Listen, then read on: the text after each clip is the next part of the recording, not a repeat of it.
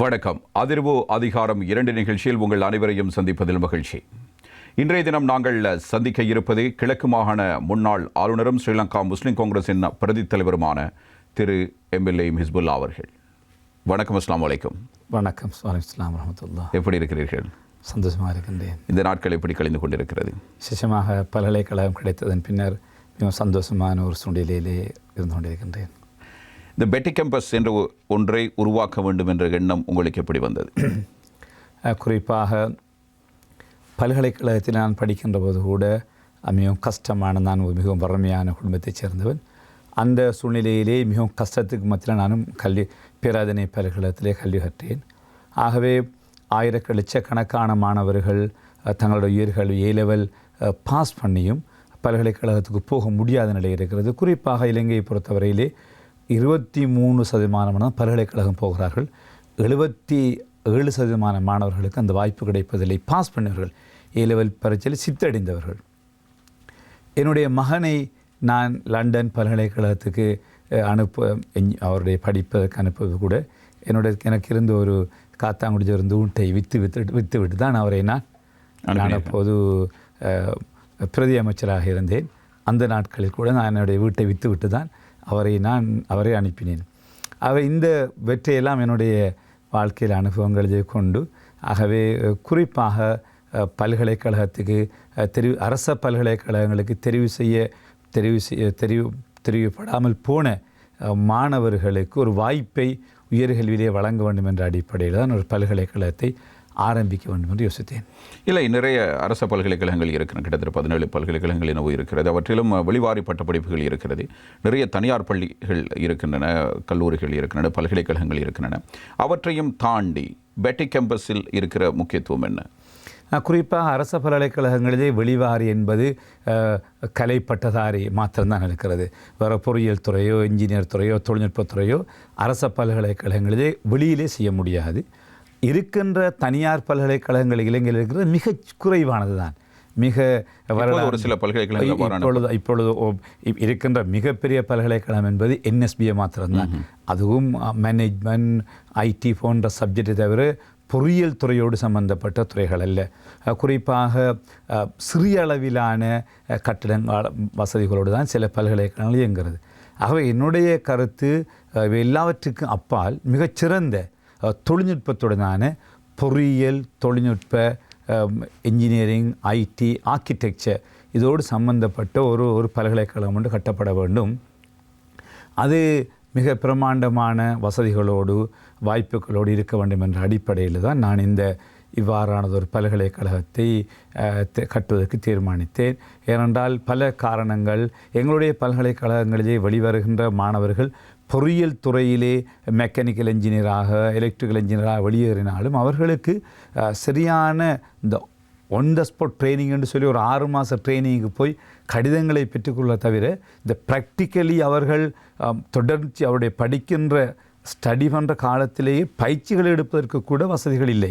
ஆனால் அதற்கான தொழிற்சாலைகள் கூட எங்களுடைய நாட்டிலே இல்லை. நீங்கள் இதற்கு முன்மாதிரியாக கொண்டது மேற்கத்திய நாடுகளினுடைய பல்கலைக்கழகம், குறிப்பாக ஐரோப்பாவிலே ஜப்பானிலே, தென்கொரியாவிலே நான் போய் பல்கலைக்கழகங்களை பார்த்து நாங்கள் உடன்படிக்கை செய்திருக்கிறோம். நாங்கள் ஏற்கனவே அது குண்டுவெடிப்பதற்கு முன்பே ஜப்பானில் இருக்கின்ற 2 பல்கலைக்கழகங்களோடு நான் உடன்படிக்கை செய்திருக்கிறோம்.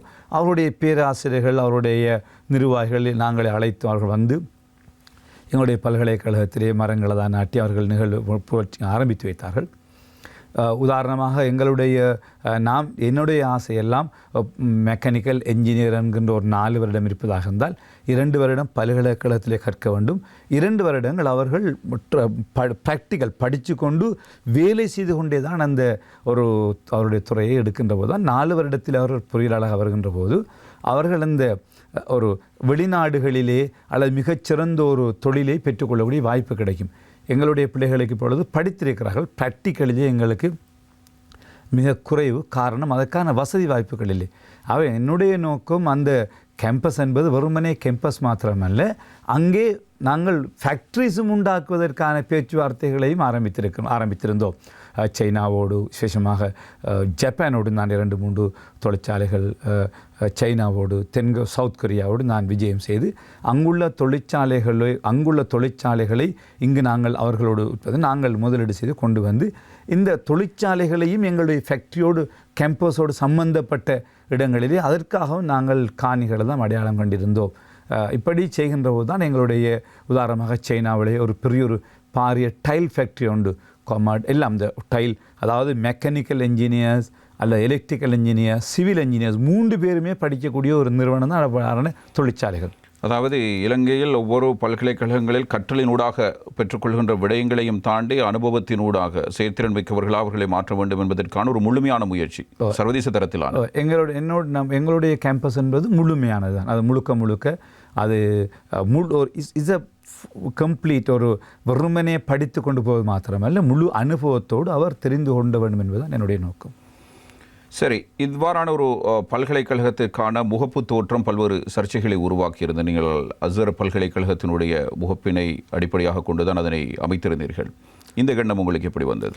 உண்மையிலே ஏனென்றால் நான் இது என்னுடைய சொந்த முயற்சி, எங்களுடைய ப்ரைவேட் முயற்சி. நாங்கள் வெளிநாட்டில் உதவிகளை பெற்று செய்திருக்கிறோம். முழுக்க நாங்கள் தான் பொறுப்பாகவே ஒரு அரச இந்த பல்கலைக்கழகம் இஸ்லாமிக் ஆர்கிடெக்சர் அல்லது முகல் ஆர்கிடெக்சர்னு சொல்லலாம்.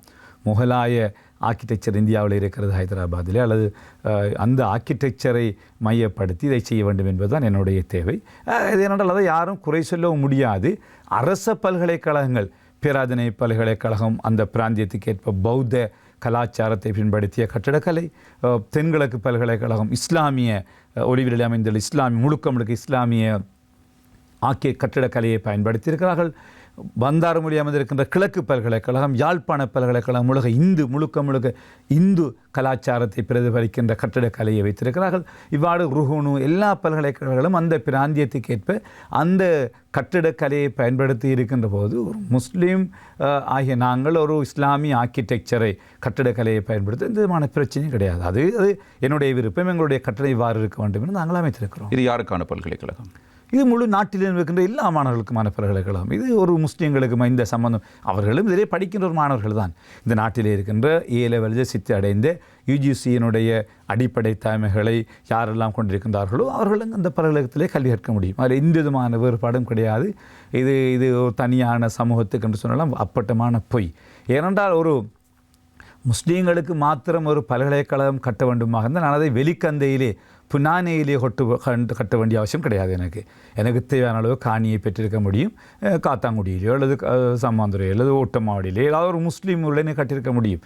இதை கொண்டு போய் மட்டக்களப்பு போர்டரிலே வெளிக்கந்தை எல்லையிலே கொண்டு போய் இதை கட்டியது இது சகல மக்களும் இதை பயன்பெற வேண்டும் என்பதற்காகத்தான். ஏனென்றால் இலங்கையிலே இனங்களுக்கிடையிலே ஒரு ஒற்றுமையை, ஒரு புரிந்துணர்வை ஏற்படுத்துகின்ற ஒரு ஹார்மனி யூனிவர்சிட்டியாக இது சென்டராகத்தான் இருக்க போகிறது. இப்பொழுது விமர்சிப்பவர்கள் புரிந்து கொள்வார்கள். காலத்திலே அதை நாங்கள் நடத்தி கொண்டிருக்கின்றவர்கள் புரிந்து கொள்வார்கள். இது எங்களுடைய இறுதியாக இந்த பிரச்சனை இருக்கின்ற போது எங்களுடைய பல்கலைக்கழகத்தினுடைய உபவேந்தரும் ஒரு சிங்கள பேராசிரியர் தான். அவர் கலனி பல்கலைக்கழகத்துடைய முன்னாள் உபவேந்தர் தான். எங்களுடைய பல்கலைக்கழகத்தினுடைய பேராசிரியர் தான் இறுதியாக உபவேந்தராக இருந்தார். என்னோட அந்த இன்ஜினியரிங் ஒவ்வொரு ஃபேக்கல்ட்டியுடைய ஹெட்டாகவும் இருந்த ஒருவரை தவிர 8 ஹெட்டிலே 7 பேர் சிங்களவர்கள், 7 பேர் சிங்கள சகோதரர்கள் தான். ஆகவே அப்படியெல்லாம் இதில் எந்த விதமான ஒரு இது வெறுமனே அரசியல் நோக்கத்திலே சில சகோதரர்கள் அரசியலுக்காக அப்படி பேசினார்களே தவிர இது சகல இன மாணவர்களும் யாரெல்லாம் பல்கலைக்கழகத்துக்கு தெரிவு செய்யாமல் போகிறார்களோ அவர்களுக்கு ஒரு முக்கியத்துவத்தை கொடுப்பதற்கும், அதிலும் குறிப்பாக வறிய கஷ்டமான குடும்பத்தைச் சேர்ந்த மாணவர்களுக்கு நாங்கள் சில ஸ்காலர்ஷிப் புலமை பரிசில் ஒழுங்குகளையும் செய்வது பற்றி சிந்து கொண்டிருக்கின்றோம். ஆகவே இது ஒரு குறைந்த அளவிலே அவர்கள் குறைந்த செலவிலே தங்களுடைய பிள்ளைகளுக்கு படிப்பிக்க முடியும். இதிலே ஷரியா பல்கலைக்கழகம் ஒரு பொய்யான ஒன்றை சொல்லிக் கொண்டிருக்கிறார்கள். நான் சொல்ல வேண்டும், இன்னும் சொல்லுகிறார்கள். நீங்கள் கல்வி அமைச்சிலே பார்க்க முடியும். நான் ஜனாதிபதி ஆணைக்குழு, CID, TID, பாராளுமன்ற தெளிவுக்குழு என்று எல்லா அரசாங்க நிமித்த அத்தனை நிறுவனங்கள் நான் போய் வந்திருக்கிறேன். இந்த பல்கலைக்கழகத்துக்காக பல மாதங்கள் ஒவ்வொரு நாளும் காலையிலே போய் பின்னேறம் வரை நான் CID, TID என்று இருக்கின்ற அத்தனை விசாரணைகளுக்கு நான் போய் வந்திருக்கிறேன். எந்த ஒரு சந்தர்ப்பத்தில் எந்த ஒரு நிறுவனமும் அதை நிரூபிக்கவில்லை. நாங்கள் உதாரணமாக 8 சப்ஜெக்ட்ஸ் தான் நாங்கள் அனுமதி கேட்டு விண்ணப்பித்தோம் கல்வி அமைச்சுக்கு. அந்த 8 சப்ஜெக்ட்லேயே சரியான ஒரு வார்த்தை கூட கிடையாது. நாங்கள் கேட்டதெல்லாம் civil engineer, mechanical engineer, electronic engineer, robo engineer, architecture, IT, agriculture technology, hospital, tourism and hospitality management, இந்த 8 கோர்ஸ் தான் நாங்கள் கேட்டோம். எங்களுக்கு சரியாக படிப்பிக்க வேண்டிய எந்த ஒரு தேவையும் கிடையாது. ஏன்னா சரியாக படிப்பிக்கிறதுக்கு ஒரு யூனிவர்சிட்டி தேவையில்லை. அது மிக சுருக்கமான ஒரு சின்ன சப்ஜெக்ட். இஸ்லாமிக் லோ தான் ஷரியா. இஸ்லாமிக் லோ படிப்பிக்கிறதுக்கு ஒரு யூனிவர்சிட்டி தேவையில்லை. அது அவர்கள் இலங்கையில் இத்தனை மദ്രസാக்கள் இருக்கிறது, அங்கே படித்துக் கொள்வார்கள். ஆகவே இது அவ்வாறான ஒரு தவறான ஒரு செய்தி தான் இந்த செய்தி. அண்மை காலமாக முஸ்லிம்கள் மத்தியில் ஒரு மகிழ்ச்சிகரமான ஒரு செய்தியாக பார்க்கப்பட்ட ஒரு செய்தியாக நான் இதனை உணர்ந்தேன். பலரும் தொலைபேசி மூலமாக தொடர்பு கொண்டு அவர்களுடைய மகிழ்ச்சியை வெளிப்படுத்திக் கொண்டது. ஏனென்றால் பல்வேறு சர்ச்சைகள், சிக்கல்கள் இதற்கு மத்தியில் இருந்தது. ஒரு கட்டத்தில் இது உங்களை விட்டு பறிபோயிருந்தது. இதனை மீட்டெடுப்பது எவ்வளவு கடினமாக இருந்தது? உண்மையிலேயே மிகவும் கடினமான ஒரு விஷயம். ஏனென்றால் இதற்கு முன்பிருந்த ஜனாதிபதி அவர்கள் இதை பாதுகாப்பு உயர்மட்டத்திலே எடுத்து இது KDU ஜான் கொத்தலாவல டிஃபென்ஸ் யூனிவர்சிட்டிக்கு அதனை வழங்கியிருந்தார்கள். அப்படி நிறைய பிரச்சனைகளை நாங்கள் சந்தித்தோம். அதை அவருடைய காலத்திலிருந்து நான் இந்த முயற்சிகளை எடுத்தோம். இருந்தாலும் அவர்கள் எனக்கு ஆலோசனை சொன்னார்கள், நீங்கள் அவர்களோடு சேர்ந்து செய்யுங்கள். ஆனால் எங்களுடைய கட்டிடத்தை பறிக்க முடியாது. இது BOI கட்டிடம். பறித்தெடுப்பதற்கு எந்த ஒரு சட்டத்தில் இடமும் கிடையாது. ஏனென்றால் இதற்கு நாங்கள் சட்டபூர்வமாக மத்திய வங்கியின் அனுமதியோடு சட்டபூர்வமாக நிதி கொண்டு வந்து சட்டபூர்வமாக இந்த நாட்டில் இருக்கிற அத்தனை நிறுவனங்களிடம் அனுமதி பெற்றுத்தான் இதனை கட்டியிருக்கின்றோம். கட்டியிருந்து தெரிந்துமா அப்படி செய்தார்கள்? கட்டியிருந்தும் எடுத்தார்கள். அது இருந்தாலும் நாங்கள் அந்த சூழ்நிலையிலே கொண்டு எடுத்ததன் பின்னர் ஏற்பட்ட சூழ்நிலையிலே அதனை நாங்கள் ஒரு நீதிமன்றத்துக்கு சென்று அவை வாதாடி வழக்குகளை வைத்து நாங்கள் அவையத்தை எடுக்கவில்லை. அந்த சூழ்நிலையிலே ஒரு முஸ்லீம் சிங்கள அல்லது இன்னுமொரு பிரச்சனைக்கு இது காரலாக அமைந்துவிடக்கூடாது என்பதற்காக நான் மிகவும் பொறுமையோடு இருந்தேன். ஆனால் அரசாங்கத்தால் எடுக்க முடியாது. என்னிடத்து அனுமதியோடு தான் எடுக்க முடியும். என்னை கூப்பிட்டு கேட்டார்கள், உங்களுக்கு நாங்கள் மைத்திரிபால சிறிசேனனை அழைத்து பேசினார், நாங்கள் உங்களுக்கு இதற்கு நட்டு தருகிறோம், செலவழித்த காசை விட கூட தருகிறோம், இதை ஒப்படைங்கள் என்று 2 அப்போது இருந்த அமைச்சர்கள் என்னை சந்தித்து பேசினார்கள். நான் சொன்னேன், இது நாங்கள் அப்படி கொடுக்க முடியாது, அப்படி கொடுப்பதற்கு நான் கட்டவும் இல்லை என்று நான் அவர்களுக்கு தெளிவாக சொல்லிட்டேன். நீங்கள் முடிந்தால் எடுத்துக்கொள்ளுங்கள் என்று தான் அவருக்கும் அவர் எடுப்பதற்கு நிறைய முயற்சிகளை மேற்கொண்டார். அவராலும் அது முடியவில்லை. முன்னாள் ஜனாதிபதி என்றால் அவருக்கு என்ன அப்படி ஒரு தேவை வந்தது? அந்த காலகட்டத்திலேயே அவருடைய காலத்தில் குண்டு வெடித்தது. ஏப்ரல் மாதம் 19ஆம் தேதி குண்டு வெடித்தது. ஏப்ரல் மாதம் 25ஆம் தேதியே இராணுவம் இதற்கு இந்த கட்டிடம் இந்த ஒரு பயங்கரவாத குண்டுவெடிப்புக்கு பயன்படுத்தப்பட்டிருக்கிறது, இங்கே ஆயுதங்கள் இருக்கிறது, இங்கே பங்கர்கள் இருக்கிறது, இங்கே தான் பயிற்சிகளை வழங்கினார்கள் என்று எங்களுக்கு ஒரு இன்ஃபர்மேஷன் கிடைத்திருக்கிறது. ஆகவே பரிசோதிக்க வேண்டும் இடத்துல அப்போது நான் ஆளுநராக இருந்தேன். என்னிடத்தில் கேட்டார்கள். நான் தாராளமாக நீங்கள் போய் பரிசோதிங்கள் என்று சொன்னோம். இருக்கின்ற 2000க்கும் மேற்பட்ட இராணுவ வீரர்கள் அவர்கள் 3-4 நாட்களாக முழுமையாக பரிசோதித்து அவர்களால் ஒரு கம்பியை கூட ஒரு கத்தியை கூட அங்கு காண கிடைக்கவில்லை. இறுதியில் அவர் எந்த சம்பந்தம் இல்லை. இருந்தாலும் நாங்கள் தொடர்ந்து பாதுகாப்பு வழங்க வேண்டும் என்று அவர்கள் தொடர்ந்து இருந்தார்கள். அவர்கள் வெளியேறவில்லை. ஆகவே தான் அப்போது மைத்திரிபால சிறிசேன ஜனாதிபதியாக இருந்தார் கௌரவ. அவரோடு நான் கலந்துரையாடிய போதும் அவர் தருகிறோம் என்று தரவில்லை. அவர் இல்லை, இதை நீங்கள் அரசாங்கத்துக்கு ஒப்படையுங்கள், நீங்கள் செலவழித்த நிதியை நான் தருகிறேன் என்று சொன்னார். இருந்தாலும் நான் ஒத்துழைப்பு வழங்கவில்லை. அப்போது அவர் கேபினட் பேப்பரை போட்டார். அவர் ஜனாதிபதியாக இருந்தபோது அப்போது பிரதமராக இருந்தார் கௌரவ ரணில் விக்ரமசிங்கே அவர்கள். ஒரு கேபினட் பேப்பரை போட்டு இதை கேபினட்டில் எடுப்பதற்கு அவர் ஒரு பேப்பரை போட்டபோது அன்று பிரதமராக இருந்தவர் கடுமையாக எதிர்த்தார். அதை எதிர்த்தார் என்றால் இது ஒரு BOI கட்டிடம், இதை நாங்கள் தனியார் கட்டிடம், இதை நாங்கள் எடுத்தோமென்றால் வெளிநாட்டு முதலீட்டாளர்களை நாங்கள் அழைக்க முடியாது, இது பாரிய விளைவுகளை உண்டு பண்ணும், அடுத்த ஒரு புதிய ஒரு முன்மாதிரியை இது நாங்கள் வழிகாட்டுவோம், எந்த நேரமும் இந்த கட்டடத்தை எடுக்க முடியும் என்பதற்கு ஒரு முன்மாதிரியை காட்டுகின்ற ஒரு சந்தர்ப்பம் அமையும். ஆகவே என்ன பிரச்சனை இருந்தாலும் பேசி தீர்க்க வேண்டுமே தவிர இப்படி செய்ய முடியாது என்று அப்போதே அவர் அந்த கேபினட் பேப்பரை தடுத்து ரிஜெக்ட் பண்ணிவிட்டார். அவருக்கு சட்டம் தெரிந்திருந்தது, சட்டத்தின் அடிப்படையில் அவர் சொன்னார் எடுக்க முடியாது என்று அவர் சொல்லி அவர் தடுத்து நிறுத்தி விட்டார். நீங்கள் எந்த முயற்சியும் எடுக்கவில்லை அவரோடு தொடர்பு கொள்ளவோ அதை பற்றி பேசவோ? நான் அவரோடு தொடர்பு கொண்டேன். நான் அப்போதும் அவர் பிரதமராக இருந்தபோது கூட நான் அவரோடு நான் நேரடியாக இல்லாவிட்டாலும் வேறு சிலர் மூலமாக நான் தொடர்புகளை ஏற்படுத்தி இதனை நீங்கள் இதை இப்படியான நிலைமை இருக்கிறது, இதை செய்ய அனுமதிக்க வேண்டாம் நான் சொல்லியிருந்தேன். அவரும் எனக்கு நான் அனுமதிக்க மாட்டேன் என்று அனுமதிக்க முடியாது என்று ஒரு செய்தியை சொல்லியிருந்தார். அதே போன்று அன்று இரவு கேபினட் மீட்டிங்கில் அவர் அதை தடுத்திருந்தார். அடுத்த நாள் நான் கேள்விப்பட்டேன் அது பேப்பர் எடுபடவில்லை என்று. அதுக்கு பிறகு அப்படியே விடுபட்டு பின்னர் புதிய ஜனாதிபதி வந்து அவர் பல தடவைகள் இதை எடுப்பதற்கு முயற்சித்தார். அவர் ஒன்று முடியவில்லை. அவர்களுக்கு சட்ட ஆலோசனையும் அப்படி எடுக்கக்கூடாது என்பதுதான் வழங்கப்பட்டதான் அறிந்தேன். இறுதியிலே அவர் அதை இவர்கள் ஏன் எதுவுமே பிடிபடவும் இல்லை. இராணுவம் உள்ளே வந்தது, பாதுகாப்புக்கு குந்தகமான எந்த ஒரு செயற்பாடுகளும் அங்கு நடைபெறவும் இல்லை. இவ்வாறு இருக்க உங்களுடைய பல்கலைக்கழகத்தை சூறையாட வேண்டும் என்ற நோக்கம் இவர்களுக்கு வருகிறது. நான் நினைக்கின்றேன் அதிலே இருக்கின்ற கட்டிட வசதிகள், அதில் இருந்த உபகரணங்கள், உங்களுக்கு தெரியும் கௌரவ ஜிஎல் பீரிஸ் அவர்கள் கல்வி அமைச்சராக இருந்தபோது பாராளுமன்றத்திலே ஒரு விவாதம் நடந்தபோது கூட அவர் சொன்னார், பேராதனை பல்கலைக்கழகத்தில் இருக்கின்ற வசதிகளை விடவும் அதிகமான வசதிகள் இந்த புதிய தொழில்நுட்பத்துடன் இந்த பல்கலைக்கழகம் அமைக்கப்பட்டிருக்கிறது. ஆகவே நாங்கள் அதனை இயக்க வேண்டும் என்று அவரும் பாராளுமன்றத்திலே பதிலளித்தார். ஆகவே அதனால் இருக்க முடியும் அந்த கட்டடத்தை எடுக்க வேண்டும், பறிக்க வேண்டும் என்று யோசித்திருக்கலாம். அவர்கள் பறித்து அதை KDU கொத்தலாவல டிஃபென்ஸ் அகாடமிக்கு கொடுப்பதற்கு அவர்கள் யூனிவர்சிட்டிக்கு முயற்சி எடுத்தார்கள். இருந்தால் நான் அதுக்கு அனுமதிக்கவில்லை. என்னோட பல தடவைகள் பாதுகாப்பு அமைச்சின் செயலாளர், இப்போது இருக்கின்ற பாதுகாப்பு ராஜாங்க அமைச்சர், டிஃபென்ஸ் செக்ரட்டரி, இன்னும் பலர் சம்பந்தம் என்னோடு பேசினார்கள். இதை நீங்கள் ஏன் கொத்தலாவல டிஃபென்ஸ் யூனிவர்சிட்டியோடு இணைந்து செய்யக்கூடாது? நான் சொன்னேன் அது ஒரு மிலிட்ரி யூனிவர்சிட்டி, இது ஒரு சிவில் யூனிவர்சிட்டி, நாங்கள் இதனை செய்ய விரும்பவில்லை. ஏனென்றால் எங்களுக்கு நாங்கள் இந்த குண்டுவெடிப்புக்கு முந்தையே ஸ்ரீலங்கா டெலிகாமுக்கு ஒரு யூனிவர்சிட்டி இருக்கிறது பாதுக்கையிலே, SLT கேம்பஸ் என்று. அது ஒரு engineering university, IT related university. இலங்கையிலே இப்பொழுது ஒரு நல்ல குவாலிட்டி, டாப் குவாலிட்டியிலே இருக்கிற ஒரு யூனிவர்சிட்டி.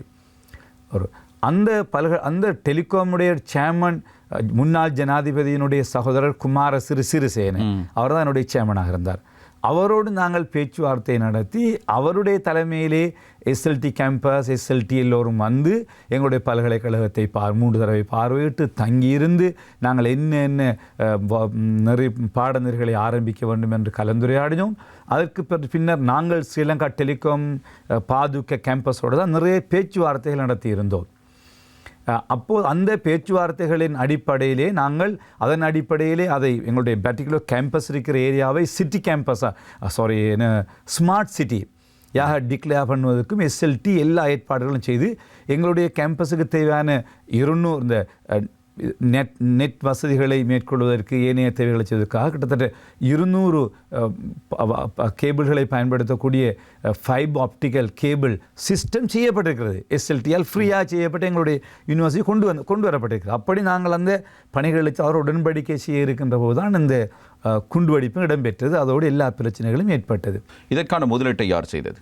இது உங்களுடைய முதலீடா? இல்லை, இதற்கான முதலீட்டை சவுதி அரேபியாவில் இருக்கிற சில தனவந்தர்கள், குறிப்பாக 2 ஒரு தனவந்தர் கூடிய நிதியை, இன்னொரு சகோதரர் இன்னொரு சிறிய பங்கையும் அவர்கள் அன்பளித்தார்கள். என்னுடைய முடியுமான பங்களிப்பு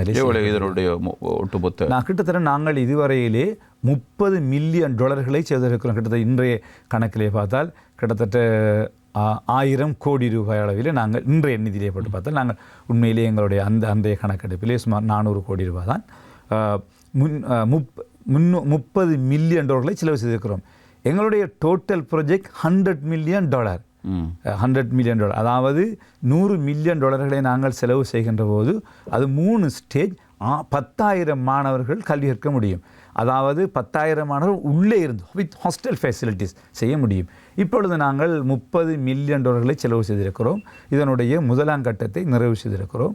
ஆகவே இப்பொழுது நாங்கள் ஒரு 3000 மாணவர்களுக்கு ஒரே நேரத்தில் அங்கே கல்வி கற்க முடியும். இருந்தாலும் நாங்கள் ஒரு குறிப்பிட்ட அளவு மாணவர்களைத்தான் இப்பொழுது சேர்க்க யோசித்து கொண்டு விடுவோம். எதிர்காலத்தில் இதனை இன்னும் மேலும் விசாரிப்பதற்கான எண்ணங்கள் இருக்கிறது. உண்மையிலே நாங்கள் எஸ்எல்டி கேம்பஸ் பாதுக்க உடன்படிக்கை செய்திருக்கிறோம். அவர்கள் தான் எங்களுடைய அகாடமிக்கு முழுமையாக பொறுப்பு. நாங்கள் இந்த கேம்பஸிலே செலவு செய்வதும் ஃபைனான்சியலும் நிர்வாகத்தோடு தான் தொடர்புபட்டிருக்கிறோம். எஸ்எல்டி கேம்பஸும் நாங்களும் சேர்ந்து தான் அந்த கோர்ஸை நடத்தும். இதனுடைய முழு அகாடமி, இதனுடைய வைஸ் சான்சலரே நியமிப்பார்கள் எஸ்எல்டி கேம்பஸ் தான், நாங்கள் அல்ல. ஏனென்றால் இந்த கேம்பஸினுடைய அந்த அவர்களுடைய பெஸ்ட் எஜுகேஷன், இந்த கேரிக்குலம் எல்லாம். ஆகவே நாங்கள் இந்த ஒரு சிறந்த கல்வியை வழங்குவதற்கு அதனுடைய recruitment of the students, lecturers recruitment, vice chancellor appointment, 100% complete academy அவங்களோட ரெஸ்பான்சிபிள் தான். எஸ்எல்டி கேம்பஸில் எங்களோட ரெஸ்பான்சிபிள் இல்லை. ஆகவே நாங்கள் அந்த பொறுப்பை அவர்களுக்கு நாங்களும் அவர்களோடு சேர்ந்து இயங்குவோம்.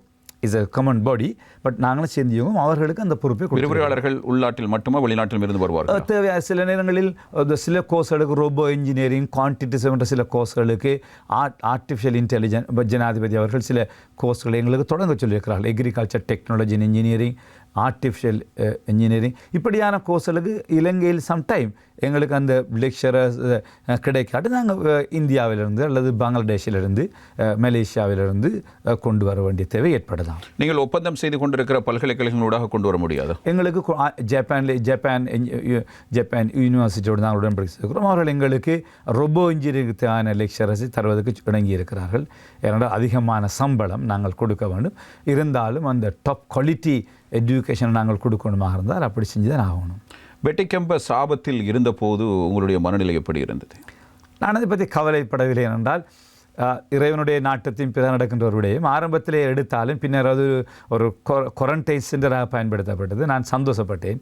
பின்னர் கொரோனா ஹாஸ்பிட்டலாக பயன்படுத்தப்பட்டது. கிட்டத்தட்ட 8000க்கும் மேற்பட்ட நோயாளிகள் அங்கு அவர்கள் சிகிச்சை பெற்று வெளியேறினார்கள். நான் ரொம்ப சந்தோஷப்பட்டேன். என்றால் ஒரு கட்டடத்தை கட்டி அது ஒரு தொடக்குவதற்கு முன்பே இறைவனுடைய நாட்டத்திற்கு நல்ல கருமத்துக்கு நாட்டிலே என்றால் அங்கே வசதி இருக்கிறது, அங்கே எதிர்ப்பில்லை, பக்கத்திலே அருகாமையிலே மக்களும் இல்லை, எதிர்ப்பில்லை. ஆகவே அதில் நான் ரொம்ப சந்தோஷம் அடைந்தேன். இருந்தாலும் அந்த குவாரண்டைன் முடிந்ததன் பின்னரும் தொடர்ந்து அதை வைத்து கொண்டிருந்த விடயத்தில் நான் உடன்படவில்லை. இருந்தாலும் இறைவனுடைய நாட்டம் அது எனக்கு கிடைக்கும் என்ற 1,00,000% நம்பிக்கை எனக்கு இருந்தது. இன்ஷா அல்லாஹ் கட்டாயம் கிடைக்கும். அல்லாஹ்வுடைய நாட்டத்தின் பிரகாரம் கிடைக்கும் என்பதில் எந்த சந்தேகம் எனக்கு இருக்கின்றால் நான் ஒரு நல்ல நோக்கத்துக்காக செய்திருக்கிறேன். ஆகவே அந்த நல்ல நோக்கத்திற்காக செய்யப்பட்ட அந்த பணி ஒரு நாளும் வீண் போகும். அதான் எனக்கு கிடைக்கும் என்ற நம்பிக்கை இருந்தது. கால தாமதம் தான், இருந்தாலும் அதை நான் சந்தோஷமாக ஏற்றுக்கொண்டேன். உங்களுக்கு முதலீடு வழங்கியவர்கள் தலையில் கை வைத்திருப்பார்கள் இந்த கேம்பஸுக்கு ஏற்பட்ட நிலைமை எண்ணி. அப்போது அவர்களை எப்படி சமாளித்தீர்கள்? உண்மையிலேயே அவர்கள் என்றால் முஸ்லீம்கள், அதனால் அவங்களுக்கு அந்த அல்லாஹ்வுடைய லாப நோக்கத்தோடு தான் இதனை செய்திருக்கிறார்கள். இல்லை, அவர்கள் லாப நோக்கத்தோடு செய்யவில்லை. அவர்கள் எங்களுக்கு பல்கலைக்கழகம் அப்படியானது. பல்கலைக்கழகம் லாப நோக்கம் என்று சொல்வதை விட அது ஒரு லாப நோக்கமற்ற ஒரு குறைந்த வருமானத்தை எதிர்பார்க்கின்ற ஒரு பல்கலைக்கழகம் தான். நாங்கள் சேவை நோக்கம் தான் உண்மையில் அதிகமாக சேவை ஏற்படுகிற செலவுகளை மாத்திரம் அதிகமாக நாங்கள் அதனுடைய செலவினத்தை கூட குறைப்பதற்கு தான் திட்டமிட்டிருக்கின்றோம். எலக்ட்ரிசிட்டி பில்லை குறைப்பதற்கான சோலார் பேனல் சிஸ்டம், வாட்டர் பில்லை குறைப்பதற்காக எங்களுடைய ஓன் வாட்டர் ட்ரீட்மெண்ட் பிளான்ட் நாங்கள் கிட்டத்தட்ட 600 மில்லியன் ரூபாய் செலவில் ஓன் ட்ரீட்மெண்ட் பிளான் அமைத்திருக்கிறோம். நாங்கள் அரசாங்கத்திடத்திலே தண்ணி கேட்க மாட்டோம், அரசாங்கத்திலே கரண்ட் எடுக்க மாட்டோம். அப்படி எங்களுடைய சொந்த நிலம், எங்களுடைய சொந்த கட்டிடம், எங்களுக்கு வாடகை இல்லை. இப்படி நாங்கள் பார்க்கின்ற போது எங்களுடைய ரெக்கரண்ட் எக்ஸ்பெண்டிச்சர்ஸ் அட்லீஸ்ட் அதை நடத்துறதுக்கான வருமானத்தை எடுத்தால் போதுமாக இருக்கும். ஆகவே ஓரளவு குறைந்த செலவிலே படிக்கக்கூடியதாக இருக்கும். இதில் சில உங்களுடைய கற்கைகள் இலங்கையில் இல்லாத கற்கைகள் அநேகமாக இலங்கையில் இல்லாத கற்கைகளும் இருக்குது, இலங்கையில் உள்ள கற்கைகளும் இருக்கிறது. சில அநேகமானவை இல்லாத கற்கைகளும் இருக்கிறது. சரி, இதே நேரத்தில் பல்வேறு சர்ச்சைகள் சிக்கல்கள் இருந்து வந்த ஒரு பல்கலைக்கழகம். நான் அறிந்த வகையில் ஓராண்டுக்கு முன்பு உங்களுக்கு இந்த பல்கலைக்கழகம் கிடைத்திருக்க வேண்டும். அப்படி இல்லாமல் இப்போது தான் எடுத்தீர்களா அல்லது என்ன இடையில் நடைபெற்ற விடயங்கள்? உண்மையிலே இதற்கான முயற்சிகள் நாங்கள் எடுத்தோம். நானும் விரும்பினேன் இது சட்ட ரீதியாக எடுக்க வேண்டும், வெறுமனே ஒப்படைத்து விட்டு மீண்டும் ஒரு பிரச்சனை வந்துவிடக்கூடாது என்பதற்காக அதை சட்ட ரீதியாக சகல ஆவணங்களோடு, ஏனென்றால் இந்த பல்கலைக்கழக கட்டிடம் காணி என்கிறதுக்கு அப்பால் என் மீது பழி சுமத்தப்பட்டு இந்த பல்கலைக்கழகத்தை வைத்து மாத்திரம்தான் எனக்கும் ஜாரானுக்கு தொடர்பு அல்லது இந்த கட்டிடம் பயிற்சி வழங்கியது, இராணுவ உற்பத்தி செய்தது, சூசைட் கிட் உற்பத்தி செய்தது எல்லாம் என்று சொன்னார்கள். ஆகவே இந்த பல்கலைக்கழகத்துக்கும் இந்த கட்டடத்துக்கும் அல்லது எனக்கும் அல்லது என்னுடைய குடும்பத்துக்கும் இந்த ஜஹரானுடைய குண்டுவெடிப்புக்கும் எந்த சம்பந்தமும் இல்லை என்பது தெளிவுபடுத்தப்பட வேண்டும் என்பதில் நான் மிக கவனமாக இருந்தோம். எதிர்காலத்திலும் இன்னொரு தடவை இன்னொரு பிரச்சனை வந்துவிடக்கூடாது என்பதிலும் கவனமாக இருந்தோம். ஆகவே தான் இதனை அதே போன்றுதான் ஜனாதிபதி அவர்களும் ஒப்படைக்கின்ற போது சரியான முறையில் ஒப்படைக்கப்பட வேண்டும். இது எவ்வாறு நடக்கிறது, எவ்வாறு இந்த கோர்ஸ் நடக்கப் போகிறது, இதில் என்ன படிக்க போகிறோம் என்பதில் ஜனாதிபதி மிக தெளிவாக இருந்தார். ஏனென்றால் ஷரியா ஒரு இஸ்லாமிக் ஸ்டடீஸ் இங்கே படிப்பிக்க போகிறோம் என்று ஒரு வதந்தி இருக்கிறது இந்த நாட்டிலே. எனவே அது இல்லை என்பதை உறுதிப்படுத்துவதிலும் ஜனாதிபதி மிக கவனமாக இருந்தார் உண்மையிலே. ஆகவே SLT கேம்பஸுடான உடன்படிக்கைகள், SLT கேம்பஸுக்கும் எங்களுக்கும் இடையிலே ஜனாதிபதியோட 2 கட்ட பேச்சுவார்த்தைகள் இப்படி பல நடந்தது. இறுதியாக கூட கடந்த வாரம் கூட ஜனாதிபதியினுடைய சிரேஷ்ட ஆலோசகர் முன்னாள் அமைச்சர் கௌரவ சாகல ரட்நாயக்க அவர்களுடைய தலைமையிலும் SLT கேம்பஸ், எங்களுடைய கேம்பஸ், ஆர்மி கமாண்டர், பாதுகாப்பு, புலனாய்வு எல்லா உத்தியோகத்தரான மிக முக்கியமான கூட்டம் நடந்தது. அதிலும் பல தீர்மானம் நாங்கள் எடுத்தோம். இப்படி ஜனாதிபதியும் இந்த நாட்டு மக்கள் எதை விரும்புகிறார்களோ அந்த பாதையிலே இதை போக வேண்டும் என்பதிலும் கவனமாக இருந்தார். ஆகவே தான் இதுக்கு ஒரு கிட்டத்தட்ட 6 மாதங்களுக்கு மேல் தாமதமானது. ஜனாதிபதி இதில் உங்களுக்கு கிடைக்கப்பெற வேண்டும் என்பதில் உறுதியாக இருந்தார். அவர் ஏனென்றால் இந்த எனக்கு கிடைக்கப்பெற வேண்டும் என்பதை விட இவ்வாறான ஒரு பாரிய கட்டிடம் வசதி இலங்கையில் அநியாயமாகிவிடக்கூடாது. அவர் அடிக்கடி சொன்ன விஷயம் என்னென்றால், நாங்கள் ப்ரைவேட் யூனிவர்சிட்டிஸ் 10 கட்ட வேணும்னு சொல்கிறோம், வளகெடுத்து கட்டி எடுக்க 5 வருஷம் போயிடும். இப்படி கட்டியிருக்கின்ற ஒன்று இப்படியாக இருக்க முடியாது. ஆகவே இதை நாங்கள் உடனடியாக திறக்க வேண்டும். திறப்பதற்கு என்ன பிரச்சனை இருக்கிறது என்பதை ஆராய்ந்து உடனே திறப்பதற்கு முயற்சிங்கள்னு சொன்னார். ஆகவே அவர் இந்த பல்கலைக்கழகம் உடனடியாக மீள திறக்கப்பட வேண்டும் என்பதிலே மிக கவனமாக இருந்தார். இதனிடத்தில் ஏனைய அமைச்சர்களோ அல்லது ஆளுந்தரப்பில் இருக்கிறவர்களோ இதற்கு எதிர்ப்பு தெரிவிக்கவில்லையா? மீண்டும் உங்கள் வசம் வருவதற்கு அப்படி யாரும் எதிர்ப்பு தெரிவிக்கவில்லை. நான் மிகவும் சந்தோஷமடைகிறேன், நன்றி தெரிவிக்கின்றேன். குறிப்பாக கடந்த 3 நாள் எங்களோட இந்த ஒப்படைக்கப்பட்டது உண்மையிலேயே செவ்வாய்க்கிழமை உத்தியோகம் ஒப்படைக்கப்பட்டது. புதன்கிழமை தான் இந்த ப்ராக்டிக்கலி அதை எங்கள்கிட்ட தந்து விட்டு ஆமி வெளியேறினாங்க. ஆனால் டியூஸ்டே ஜனாதிபதி செயலகத்திலேயே எங்கள்கிட்ட ஒஃபிஷியலி ஹேண்ட் ஓவர் பண்ணிட்டாங்க. அது தெரியும் எல்லாருக்கும். என்றாலும் புதன், வியாழன், வெள்ளி 3 நாட்கள் பாராளுமன்றத்திலே இந்த ஈஸ்ட் அட்டாக்ஸ் விவாதம் நடந்தது. என்னை இப்போ நான் அறிந்த வரையிலே எந்த ஒரு பாராளுமன்ற உறுப்பினரோ எந்த ஒரு அரசியல் கட்சி தலைவரோ அல்லது எங்களுடைய இந்த பல்கலைக்கழகத்தை கடுமையாக விமர்சித்த அந்த அரசியல் கட்சிகளின் தலைவர்களோடு இதனை விடுவித்தது தொடர்பாக ஒரு வார்த்தையோடு பாராளுமன்றத்தில் பேசியதாக நான் கேள்விப்படவில்லை. ஆகவே அது ஒரு பெரிய முன்னேற்றம். நான் சந்தோஷம் அடைகின்றேன். என்றால் நான் அவர்களுக்கு நன்றி கூறுகின்றேன். அவர்கள் அந்த புதிய நிலைப்பாட்டிலே இருந்தது. 2-3 பத்திரிகைகள் மாத்திரம்தான் இதை வெளியிடுகின்றவர் ஷரியா கேம்பஸ் ஹிஸ்புல்லாட்ட பாரதியிலா என்று அப்படி சில விஷயங்களை போட்டிருந்தார்கள். அதனை விளங்கப்படுத்தி ஜனாதிபதி செயலகம் நேற்று ஒரு ஊடக மீடியா ரிலீஸ் ஒன்றையும் நேற்று அவர்கள் விட்டு அதையும் கிளியர் பண்ணியிருக்கிறார்கள். அப்போது இதற்கு தேவையான பாதுகாப்பு கவசங்கள் அத்தனையும் போடப்பட்டிருக்கின்றன. சட்ட ரீதியாக மீண்டும் பறிபோகாமல் இருப்பதற்கு தேவையான அத்தனை விடயங்களும் பூர்த்தி செய்யப்பட்டிருக்கிறது. அப்படியான விடயங்கள் சீர்பூர்த்தி செய்யப்பட்டிருக்கிறது. எந்த ஒரு கட்டத்திலும் அரசாங்கத்தால் இதற்கு பிறகு சுவீகரிக்க முடியாது. முதலும் சுவீகரிக்க முடியாது. இப்போதும் அதை இன்னும் பலமாக இருந்த பாதுகாப்பு பிரச்சனைகளை தான் சொல்லியிருந்தால் அவைகளையும் இதுக்குள் உள்வாங்கி இருக்கிறோம். இப்பொழுது எப்போது உத்தியோகபூர்வமாக இந்த பல்கலைக்கழகம் ஆரம்பமாகும்? நாங்கள் உண்மையிலே அதில் நிறைய அந்த டேமேஜஸ் அல்லது இந்த ஒரு 5 வருஷம் மெயின்டெனன்ஸ் பண்ணாதால் நிறைய பிரச்சனைகள் இருக்கிறது. இன்ஷா அல்லாஹ் நாங்கள் இப்பொழுது நேற்றே ஆரம்பித்து விட்டோம். 1 மாத காலத்திற்குள் நாங்கள் அந்த வேலைகளை நிர்வாக வேலைகளை ஆரம்பிக்க இருக்கிறோம். SLT கேம்பஸ் உடனடியாக அங்கு வந்து எங்களோடு இணைந்து ரிக்ரூட்மெண்ட், அதாவது அந்த பல்கலைக்கழகத்தை ஆரம்பிப்பதற்கான ஆரம்ப கட்ட வேலைகளை செய்வார்கள். முடியுமான வரையிலே ஜனவரி மாதம் முதல் வாரத்திலே இந்த பல்கலைக்கழகத்தை நாங்கள் திறப்பதற்கு தீர்மானித்திருக்கிறோம். இன்ஷா அல்லாஹ் மாணவர்கள் உள்வருவதற்காக, மாணவர்கள் வந்து கற்கைகளை தொடங்குகின்ற ஒன்றாக ஜனவரி ஃபர்ஸ்ட் வீக்கிலே நாங்கள் செய்வதற்கு தீர்மானித்திருக்கிறோம். இப்போ இந்த பெட்டிக் கேம்பஸை காப்பாற்றுவதற்கு நீங்கள் செய்த அரசியல் தியாகங்கள் என்ன? அரசியல் தியாகங்கள் என்றால் நான் எந்த ஒரு பதவியையும் போய் ஒன்றிலையும் எடுக்கவில்லை. நான் என்னை ஜனாதிபதி ஆளுநர் பதவியை எடுக்க வேண்டும் என்று கிழக்கு மாகாண ஆளுநராக கூட என்னை எடுக்க வேண்டும் என்று சொன்னார்.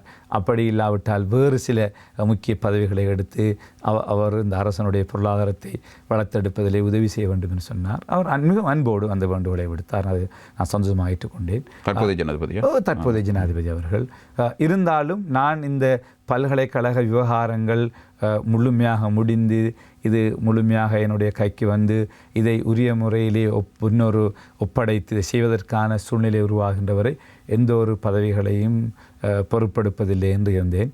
இரண்டாவது, இந்த பல்கலைக்கழகத்துக்காக தான் என்னுடைய ஆளுநர் பதவியை நான் ராஜினாமா கூட செய்தேன். அதுக்காகத்தான். அதே போன்று அரசியலிலும் மிக மோசமாக, குறிப்பாக பெரும்பான்மை மக்கள் மத்தியிலே, சிங்கள சமூகத்தின் மத்தியிலே அவர்கள் என்னை மிகவும் நேசித்தவர்கள். நான் மிகவும் அன்பாக இருந்த ஒருவன். எனக்கும் அவர்களுக்கு இடையிலே மிக தூரத்தை இந்த பல்கலைக்கழக பிரச்சனை உண்டு பண்ணியது. ஆகவே அப்படிப்பட்ட பல பிரச்சனைகளுக்கு நான் முகம் கொடுக்க வேண்டி ஏற்பட்டது. உங்களுடன் இருந்தவர்களே, உங்கள் அரசியல் கூட்டாளிகளே உங்களுக்கு எதிராக இவ்வாறான கருத்துக்களை முன்வைக்கிற பொழுது உங்களுடைய மனநிலை எப்படி இருந்தது அந்த காலப்பகுதி? குறிப்பாக அரசியலிலே நான் அதை குறை கூற முடியாது. நாங்கள் இருக்கின்ற போது தான் நண்பர்களாக இருப்பார்கள். வெளியேறி போய்விட்டால் அவர்கள் எதிரிகள் தான். ஆக அந்த அடிப்படையிலே என்னோடு இருந்தவர்கள், நானும் இருந்த அதே கூட்டம்தான் அவ்வாறு மேடைகளிலே ஆட்சியை கைப்பற்றுவதற்காக சொன்னார்கள். அவர்களை நான் கண்டு சந்தித்து நான் பேசினேன். உண்மையிலே நான் பலரை சந்தித்து பேசியதன் பின்னர் அதிலே நிறுத்திவிட்டார்கள். உண்மையிலே பல அமைச்சர்களாக, பல முன்னாள் அமைச்சர்கள், அந்த அரசாங்க அமைச்சர்கள் ஒரு சிலர் ஒருவரை தவிர மற்ற எல்லோரும் நான் அவர்களை சந்தித்து உண்மை நிலையை விளங்கப்படுத்தி இதனுடைய அறிக்கைகளை ஒப்படைத்ததன் பின்னர் அவர்கள் எல்லோரும் ஏற்றுக்கொண்டார்கள். அவர்கள் அதற்கு பின்னர் பேசவில்லை. இல்லை, அவர்களுடைய அரசியல் நகர்வுக்கோ அடுத்த தேர்தல் வெற்றிக்காக பயன்படுத்தப்பட்ட முக்கியமான ஒரு கருப்பொருள் தான் இந்த பெட்டி கேம்பஸ் விவகாரம். எனவே நீங்களும் அதே கூட்டணியில் தான் அப்போது இருக்கிறீர்கள். அவ்வாறான ஒரு நிலையில் இவர்கள் செய்வது அரசியலுக்காக என்று நீங்கள் கடந்துவிட்டு சென்றாலும் கூட இதனை பார்க்கிற, இதனை கேட்கிற இந்த நாட்டு மக்களுக்கு அதனை அந்த தூரம் ஏற்றுக்கொள்ளக்கூடியதாக இருக்கவில்லை. உண்மைதான், ஏற்றுக்கொள்ளக்கூடியதாக இருக்கவில்லை. இருந்தாலும் அவர்களுடைய அந்த நோக்கம், ஏன் உங்கள் மீது இவ்வளவு வன்மம்?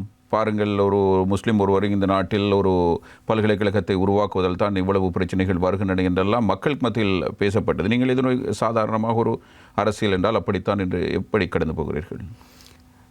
ஏனென்றால் அவர்களுடைய இலக்கு இந்த ஆட்சியை கைப்பற்றுவது. அந்த ஆட்சியை கைப்பற்றுவதற்காக அவர்கள் எடுத்த அந்த எக்யூப்மெண்ட், இன்ஸ்ட்ருமெண்ட்ஸ் தான் அந்த முஸ்லீம்களுக்கு எதிரான செயற்பாடுகள். அதனை நீங்கள் உணர்ந்து கொண்டீர்கள். அவர்கள் தான் இனவாதத்தை கொண்டு அவர்கள் இந்த முழு, ஏனென்றால் டாக்டர் ஷாஃபியினுடைய விஷயமாக இருக்கட்டும் அல்லது கௌரவ அமைச்சர் ரிஷாட் பதினுடைய விஷயமாக இருக்கட்டும், என்னை பொறுத்த இந்த 3 விடயங்களுமே முழுக்க அப்பட்டமான பொய். இப்பொழுது எல்லாமே நிரூபிக்கப்பட்டு விட்டது. ஆகவே இவைகளெல்லாம் குறிப்பாக அவர்கள் கையெடுத்து கொண்டார்கள். இருந்தாலும் எங்களால் முடியுமான வரையில் நாங்கள் அவற்றுக்கு பதிலளித்தோம். அந்த சூழ்நிலையிலே நாங்கள் அதற்கு எதிரான ஒரு பிரச்சாரத்தை செய்வதை நான் விரும்பவில்லை. ஆகதான் தவிர்த்து கொண்டோம். நீங்கள் செய்த அரசியல் தியாகம் என்ன என்று நான் உங்களிடம் கேட்டிருந்தேன். உங்களுடைய பதிலில் ஒரு விடயம் வெளிவந்தது.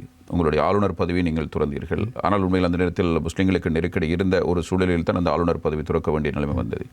இது தவிர நீங்கள் ஜனாதிபதி தேர்தலில் போட்டியிட்டதும் இந்த பெட்டி கேம்பஸை காப்பாற்றத்தானே? நான் ஜனாதிபதி தேர்தலில் போட்டது பெட்டி கேம்பஸை காப்பாற்றுவதற்காக சொல்ல முடியாது. நான் அந்த தேர்தலில் போட்டியிட்டது இந்த தேர்தல் களத்திலே மிக குறுகிய ஒரு வாக்கு வித்தியாசத்திலே தான் ஜனாதிபதி வேட்பாளர் தெரிவு செய்ய முடியும். அவ்வாறு அந்த தெரிவு என்றால் 69 லட்சம் வாக்குகளும் 19 லட்சம் வாக்குகள் வித்தியாசத்திலே ஒரு வெல்லுவாருன்னு அந்த சூழ்நிலை இருக்கவில்லை. ஆரம்பத்திலே தேர்தல்கின்ற போது 1 லட்சம் 1.5 லட்சம் வாக்குகள் வித்தியாசத்திலே கடுமையான ஒரு ஃபைட்டுக்கு மத்தியில் தேர்தல் நடக்கும் என்பதுதான் அரசியல் ஆய்வாளர்கள் எல்லோரும், அரசியல் நிபுணர் எல்லோரும் பத்திரிகைகளில் எழுதியிருந்தால் அது உண்மையான நிலைமை இருந்தது.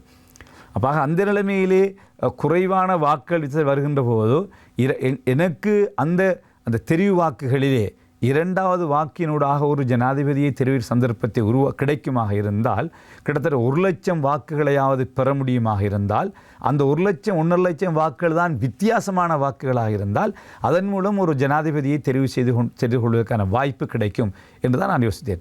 ஆகவே இது யார் சொல்லி நான் தேர்தலில் போட்டியிட்ட விடயமல்ல. நானாக கலந்துரையாடி, நான் சிலரோடு கலந்துரையாடி ஒரு சந்தர்ப்பம் அவ்வாறு முடியுமாக இருந்தால் அந்த 2வது வாக்கினூடாக ஒரு ஜனாதிபதியை தெரிவு செய்து கொள்ள முடியும். அதாவது 1 லட்சம் வாக்குகளையாவது எங்களால் பெற முடியுமா? 1 லட்சம் 1.5 லட்சம் வாக்குகள் இருந்தால் என்ற ஒரு அபிப்பிராயத்தில் தேர்தலில் நான் போட்டியிட்டேன். உங்களுடைய அரசியல் கணக்கு இந்த விடயத்தில் பிழைத்திருக்கிறது. தேர்தல் பிரபர்கள் வேறு மாதிரியாக வந்திருக்கிறது. உண்மையிலே அது பிழைத்தது. அதிலே நான் எதிர்பார்த்ததை விட யாரும் எதிர்பார்க்காத இந்த நாட்டு அரசியலிலே ஆய்வாளர்கள் யாரும் எதிர்பார்க்கவில்லை என்றால் தேர்தலுக்கு பிறகு அரசியலுடைய போக்கு முழுமையாக மாறியது. தனி சிங்கள பேரினவாதம், பௌத்த பேரினவாதம் தலையோங்கியது. அவர்கள் எல்லாம் மேடைகளிலே மிக மோசமாக பேசினார்கள். அந்த சூழ்நிலைகளே முற்று முழுதாக தேர்தல் முடிவுகள் மாறி சுமார் கிட்டத்தட்ட 19-20 லட்சம் வாக்களித்ததிலே வெற்றி பெற வேண்டிய சூழ்நிலை ஏற்பட்டது. நீங்கள் தனித்து போட்டியிட்டது அதற்கு துணை போனது போன்று ஆகிவிடாதா? இல்லை, அப்படி நான் பெருமையடைய சந்தோஷம் என்றால் நான் உண்மையிலே அந்த தேர்தலிலே நான் போட்டியிடாமல் இருந்திருந்தால் நானும் என்னுடைய ஆதரவாளர்களை நாங்களும் அந்த முன்னாள் ஜனாதிபதிக்கு தான் வாக்களித்திருக்க வேண்டும். அவர் செய்த அநியாயங்களுக்கு நாங்களும் உட்பட்டிருப்போம். நான் ரொம்ப சந்தோஷப்பட்டேன், அல்ஹம்துலில்லாஹ். என்றால் நாங்கள் அவருக்கு வாக்களிக்கவில்லை. அதாவது உங்களுடைய வாக்காளர்களோடு நீங்கள் தப்பித்து விட்டு நாங்கள் தப்பித்து விட்டோம். உண்மையிலே இல்லாட்டி என்னுடைய மக்களும் எனக்கு கிட்டத்தட்ட 34,000 மக்கள் வாக்களித்தார்கள். அந்த மக்களும் நாங்கள் அவருக்கு வாக்களித்திருக்க வேண்டும். ஒவ்வொரு ஜனாசாவை மெரிக்கின்ற போது நானும் மிக கவலை அடைந்திருப்பேன். அது நான் அது அல்ஹம்துலில்லாஹ் அல்லாஹ்வுக்கு நான் மிகவும் நன்றியுடன் இருக்கின்றேன். அல்லாஹ்வுக்கு நான் மிகவும் ஷுக்ர் செய்கின்றேன். என்னையும் என்னுடைய மக்களையும் அவருக்கு வாக்களிக்காமல் எங்களை காப்பாற்றியதில்லை. அந்த தேர்தலின் பொழுது எம் இருவருக்கும் இடையில் ஒரு மிக நீண்ட விவாதம் இருந்தது. ஒரு கசப்பு ஏற்பட்டது. அதை நீங்களும் மறந்திருக்க மாட்டீர்கள். எனக்கும் இன்னமும் மறக்க முடியாத ஒரு நிகழ்வாக அது இருக்கிறது. இருந்த போதிலும் அங்கே இருந்த ஒரு அச்சுறுத்தலான ஒரு விடயம், நீங்கள் தனித்து போட்டியிட்டு நீங்கள் ஒரு மிகப்பெரிய ஒரு ஆளுமை, அரசியல் சக்தி, உங்களுக்கென்று முஸ்லிம்கள் மத்தியில் நீங்கள் நன்கு அறியப்பட்ட ஒரு அரசியல் பிரதிநிதி. நீங்கள் ஒரு 2 லட்சமோ ஒரு 3 லட்சமோ வாக்குகளை பெற்றால், நாளை தேர்தலில் யார் வெற்றி பெற்றாலும் உங்களுடைய வாக்கு தேவைப்படாமல் வெற்றி பெற்று விட்டார்கள் என்றால், பேரினவாதிகள், இனவாத சக்திகள் இந்த நாட்டில் இன்னார் வெற்றி பெற்றார் என்பதை கொண்டாட மாட்டார்கள். உங்களுடைய அந்த வாக்குகளை வைத்து பார்த்தீர்களா? ஹிஸ்புல்லா இத்தனை லட்சம் வாக்குகளை பெற்றிருக்கிறார், இவர்களுக்கென்று தனி ஜனாதிபதி கேட்கிறார்கள், தனி நாடு கேட்கிறார்கள் என்கிற ஒரு கருத்துக்கு அது தூபமிட்டது போன்று ஆகிவிடாதா? உண்மையிலேயே ஏனென்றால் இந்த ஒரு ஜனாதிபதியாக ஆக முடியும் என்று எதிர்பார்க்க முடியாது. ஒரு ஜனாதிபதியாக வரும் என்றால் உங்களுக்கு தெரியும், ஒரு 3 லட்சம் வாக்குகளை போட்டால் உங்களுக்கு தெரியும் அவர்கள் எங்கே ஒரு சந்தர்ப்பம் கிடைக்கிறது அதில் இனவாத கருத்துக்களை முன்வைத்துக் கொண்டு ஜனாதிபதி என்பன்ற விடயத்திலே நான் பிரிக்கிற வாக்குகள் இல்லை நான் ஏற்றுக்கொள்ள என்றால் 2 லட்சம் 3 லட்சம் வாக்குகளை 5 லட்சம் வாக்குகளை பெற்றாலும் அவர் ஜனாதிபதியாக முடியாது. அதனால் ஜேவிபி 8 லட்சம் வாக்குகளை பெற்றாலும் ஜனாதிபதியாக முடியாது. இருந்தாலும் இன்னும் அடுத்த பக்கத்திலே நாங்கள் ஒரு 3 லட்சம் வாக்குகளை எடுத்திருந்தால் முஸ்லிம் சமூகத்தினுடைய பேச்சாளனாக அல்லது முஸ்லிம் சமூகத்தினுடைய பிரச்சனைகளை நாங்கள் முன்வைக்கின்ற போது ஒரு பலமான சக்தியாக அதனை பார்ப்பார்கள். நான் வருகின்ற ஜனாதிபதி இன்று கூட இன்னொரு ஜனாதிபதி தேர்தல் அந்த தேர்தலில் ஒரு 3 லட்சம் வாக்கு எடுத்திருந்தால் நீங்கள் நான் சொன்னதுக்காக சொல்கின்றேன், ஒரு அதிகாரபூர்வமாக ஒரு சர்வதேச நிதியங்களோடு சர்வதேச நிறுவனங்களோடு ஜனாதிபதியோடு நாங்கள் பேச முடியும் என்றால் 3 லட்சம் வாக்கு முஸ்லீம் வாக்குகளை பெற்ற ஒரு அதிகாரபூர்வமான தலைமைத்துவம் என்கின்ற அடிப்படையில் எனக்கு பேச முடியும். அதற்கு பொருத்தமான ஒரு காலமாக நீங்கள் அந்த வாக்கினை எடுத்து உங்களுடைய செல்வாக்கை நீங்கள் நிலைநிறுத்துவது அல்லது முஸ்லீம் சமூகத்தினுடைய வாக்கு என்று காட்டுவது, ஒரு பேசும் ஒரு விடயமாக அதனை கையில் எடுப்பது என்பது அந்த காலப்பகுதியில் பொருத்தமானதா? எப்போது பார்த்தீர்களா? ஏனென்றால் ஒரு தேர்தல் வருகின்ற போதுதான் எங்களுடைய பலத்தை காட்டுவதற்கான சக்தியாக நாங்கள் மாற வேண்டும். நேரம் இருந்த கால சூழ்நிலை என்பது நாங்கள் கருத்தில் ஒவ்வொரு காலத்தையும் பார்த்து கொண்டிருந்தால் எங்களுடைய பிரச்சனைகளுக்கு தீர்வு காண முடியாது. நாங்கள் நினைக்கணும் இப்பொழுது பேச முடியாது, இப்பொழுது பேசக்கூடாது, இப்பொழுது அமைதியாக எப்பொழுது பேசுவது? இல்லை, நீங்கள் உங்களுடைய கேம்பஸ் விடயத்தை எடுத்துக்கொள்ளுங்கள். நீங்கள் சரியான நேரம் பார்த்து தான் பேசி உங்கள் ஒரு விடயத்தை சாதித்திருக்கிறீர்கள். இதற்கும் ஒரு கால நேரம் சரியாக அமைய வேண்டும் என்று அதற்காக நாங்கள் அந்த தேர்தல் காலத்திலே அவ்வாறு ஒரு சந்தர்ப்பம் இருந்தால் ஒரு உண்மையிலேயே இரண்டால் கடந்த ஜனாதிபதி தேர்தலிலே 1,51,000 தான் வித்தியாசம் ஒவ்வொரு முறையும். அதுக்கு முந்தின ஜனாதிபதி பிரேமதாச தொடக்கம் 1,21,000 அப்படி தான் வித்தியாசம். ஆக கடந்த தேர்தலில் எனக்கும் ஒரு 1.5 லட்சம் வாக்குகளை எடுத்திருந்தால் அது பெரிய ஒரு மாற்றத்தை தாக்கத்தை ஏற்படுத்தி இனவாதிகளுக்கு ஒரு விடயமாக மாறி இருக்காது. பேசிக்கொண்டிருந்தாலும் அதை நாங்கள் பேச மாட்டார்கள். அப்படித்தான் பேசினாலும் இவர்கள் நாங்கள் எடுத்தாலும் எடுக்காவிட்டார்கள் பேசுவார்கள் தான். ஆகவே நாங்கள் அதற்காக தவிர்ந்து கொள்ள வேண்டும் என்று எதிர்பார்க்க முடியாது. என்னை பொறுத்தவரையிலே எங்களுடைய பிரச்சனைகள் நாங்கள் பேசியாக வேண்டும், தீர்க்க வேண்டும். அது நாங்கள் சந்தர்ப்பத்தை பார்த்து பேச வேண்டும் என்பதற்காக பயந்து போய் பேசாமல் இருக்க முடியாது. அது பிரச்சனைகளுக்கு நாங்கள் தீர்வு கண்டாக வேண்டும். சரி, இதனிடத்தில் அந்த தேர்தல் விவகாரங்கள் ஒரு பக்கம் இருக்க, நீங்கள் ஆரம்பத்தில் ஸ்ரீலங்கா முஸ்லிம் காங்கிரஸ் அது எனக்கு அப்படி எந்த கசப்பும் கிடையாது. ஒரு பேட்டி என்று வந்துவிட்டு நான் ஒரு அரசியல்வாதி, நீங்கள் ஒரு கேட்கின்றவாள் எந்த கேள்வியும் கேட்கணும்னா பதில் சொல்லியாக வேண்டும். எனவே நான் உண்மையிலேயே சொல்லுகிறேன், வல்லாஹி எனக்கு அப்படி எந்த ஒரு கசப்பும் கிடையாது. இல்லை அப்படி அல்ல. அதாவது என்னை பொறுத்தவரை நான் யோசிப்பேன், நான் அரசியல் மன்னிக்க வேண்டும் ஆளுநர் அவர்களை மன்னிக்க வேண்டும். அதாவது என்னுடைய பார்வையில் இதில் ஒரு ஆபத்து தெரிந்தது. அதாவது அந்த நேரம் எரிந்து கொண்டிருக்க நெருப்புக்கு மேல் இது இன்னும் மேலும் மேலும் பெட்ரோலை ஊற்றுவது போன்ற ஒரு வேலையாக என்னுடைய அரசியல் பார்வைக்கு அப்படி இருந்தது. உங்களுடைய பார்வையில் வேறு மாதிரியாக இருந்திருக்கிறது என்பதை இப்போதுதான் நான் தெரிந்து கொண்டேன். அந்த விடயத்துக்கு நாங்கள் முற்றுப்புள்ளி வைத்து விடலாம். நீங்கள் எப்போதும் உங்களுடைய அரசியல் முடிவுகளை எடுக்கிற பொழுது காலத்துக்கு காலம் நீங்கள் வித்தியாசமான முடிவுகளை எடுத்து வருகிறீர்கள். ஒன்று ஸ்ரீலங்கா முஸ்லிம் காங்கிரஸில் இருப்பது, அல்லது ஒரு தேசிய கட்சியில் இணைவது, அல்லது தேசிய கட்சியிலிருந்து மீண்டும் ஸ்ரீலங்கா முஸ்லிம் காங்கிரஸுக்கு வருவது என்பது போன்ற பல நிலைப்பாடுகளை நீங்கள் ஒரு காலகட்ட பகுதியில் எடுத்திருக்கிறீர்கள். அதே நேரத்தில் நீங்கள் உங்களை நம்பி ஒரு விடயத்தை செய்ய முடியுமா என்ற கேள்விகளையும் பல சந்தர்ப்பங்களில் பலரும் முன்வைத்திருக்கிறார்கள். இவ்வாறான ஒரு சூழ்நிலைக்கு மத்தியிலும் ஸ்ரீலங்கா முஸ்லிம் காங்கிரஸ் உங்களை மீண்டும் ஏற்றுக்கொண்டிருக்கிறது. அவர்கள் உங்களுக்கு அழைப்பு விடுத்தார்களா, அல்லது நீங்களாக அந்த கட்சியில் போய் சேர்ந்தீர்களா? என்ன நடந்தது? உண்மையிலேயே காலத்திற்கு ஏற்ப, ஏனென்றால் அரசியல் நான் மாத்திரமல்ல, ஸ்ரீலங்கா முஸ்லிம் காங்கிரஸ், அதே போன்று ஏனைய அமைச்சர் ரிஷாட் பஜ்ஜின் எடுத்துக்கொண்டாலும் சரி, நாங்கள் எல்லோரும் முஸ்லீம் தலைமைகள் காலத்துக்கு காலம் எந்த அரசாங்கம் வந்தாலும் இணைந்து நாங்கள் செயற்படுவோம். ஏனென்றால் எங்களை பொறுத்தவரையிலே இரண்டுமே, என்னை பொறுத்தவரையிலும் தான், ஸ்ரீலங்கா முஸ்லிம் காங்கிரஸை பொறுத்தவரையிலும் எங்களுக்கு எல்லோரும் ஒன்றுதான். ஐக்கிய தேசிய கட்சியாக இருந்தாலும் ஒன்றுதான். குறிப்பாக மறைந்த தலைவர் அஷ்ரப் சார் அடிக்கடி சொல்லுவார், அப்போது இருந்த தலைவர்களை வைத்து எங்களுக்கு பிரேமதாசாவும் உண்டுதான், ஸ்ரீமா பண்டாரநாயக்கும் உண்டுதான், சந்திரிகாவும் உண்டுதான், ரணில் விக்ரமசிங்க உண்டுதான். யார் எங்களுடைய பிரச்சனைகளை தீர்த்து வைப்பதற்கு ஏற்றுக்கொள்கிறார்களோ அவர்களோடு போக வேண்டியதுதான் என்பதுதான் எங்களுடைய நிலவரம். ஆகவே முஸ்லிம் சமூகத்தின் நன்மை கருதி எங்களுடைய பிரச்சனைகளுக்கு தீர்வு யார் தருகிறார்களோ அவர்களோடு நாங்கள் சேர்ந்து செயற்படுவது வழக்கம். அந்த அடிப்படை தான் கடந்த காலங்களில் நான் அரசோடு இணைந்து கொண்டதனூடாக என்னால் முடிந்த பல பணிகளை செய்திருக்கின்றேன். நான் மஹிந்த ராஜபக்சேயோடு இருந்ததை பற்றி பலர் விமர்சனம் செய்வார்கள். நான் அவரோடு இருந்ததனூடாக தான் இந்த பல்கலைக்கழகத்தை கூட தான் கட்டினேன். எனக்கு ஆரம்பித்தது அவர் தான், காணி தந்தார் அவர் தான், எனக்கு இன்று தான் நான் சொல்லுகின்றேன். இதற்கு முன்பு நான் அவர் எவ்வளோ பிரச்சனை வந்தபோது என்னை கடுமையாக விமர்சித்த போது மஹிந்த ராஜபக்ச ஜனாதிபதி காணி தந்தார், இவர் காசு தந்தார், இவர் அனுமதி தந்தார் என்று சொல்லியிருந்தால் எவ்வளோ பிரச்சனை வந்திருக்கு. தலசலக பெருமா அமைச்சராக இருந்த காலம், தலசலக பெருமா அனுமதி தந்தார், அவர் தான் வந்து உடன்படிக்கை செய்தார். நான் எந்த ஒரு சந்தர்ப்பத்திலும் வாய் திறந்தது கூட கிடையாது.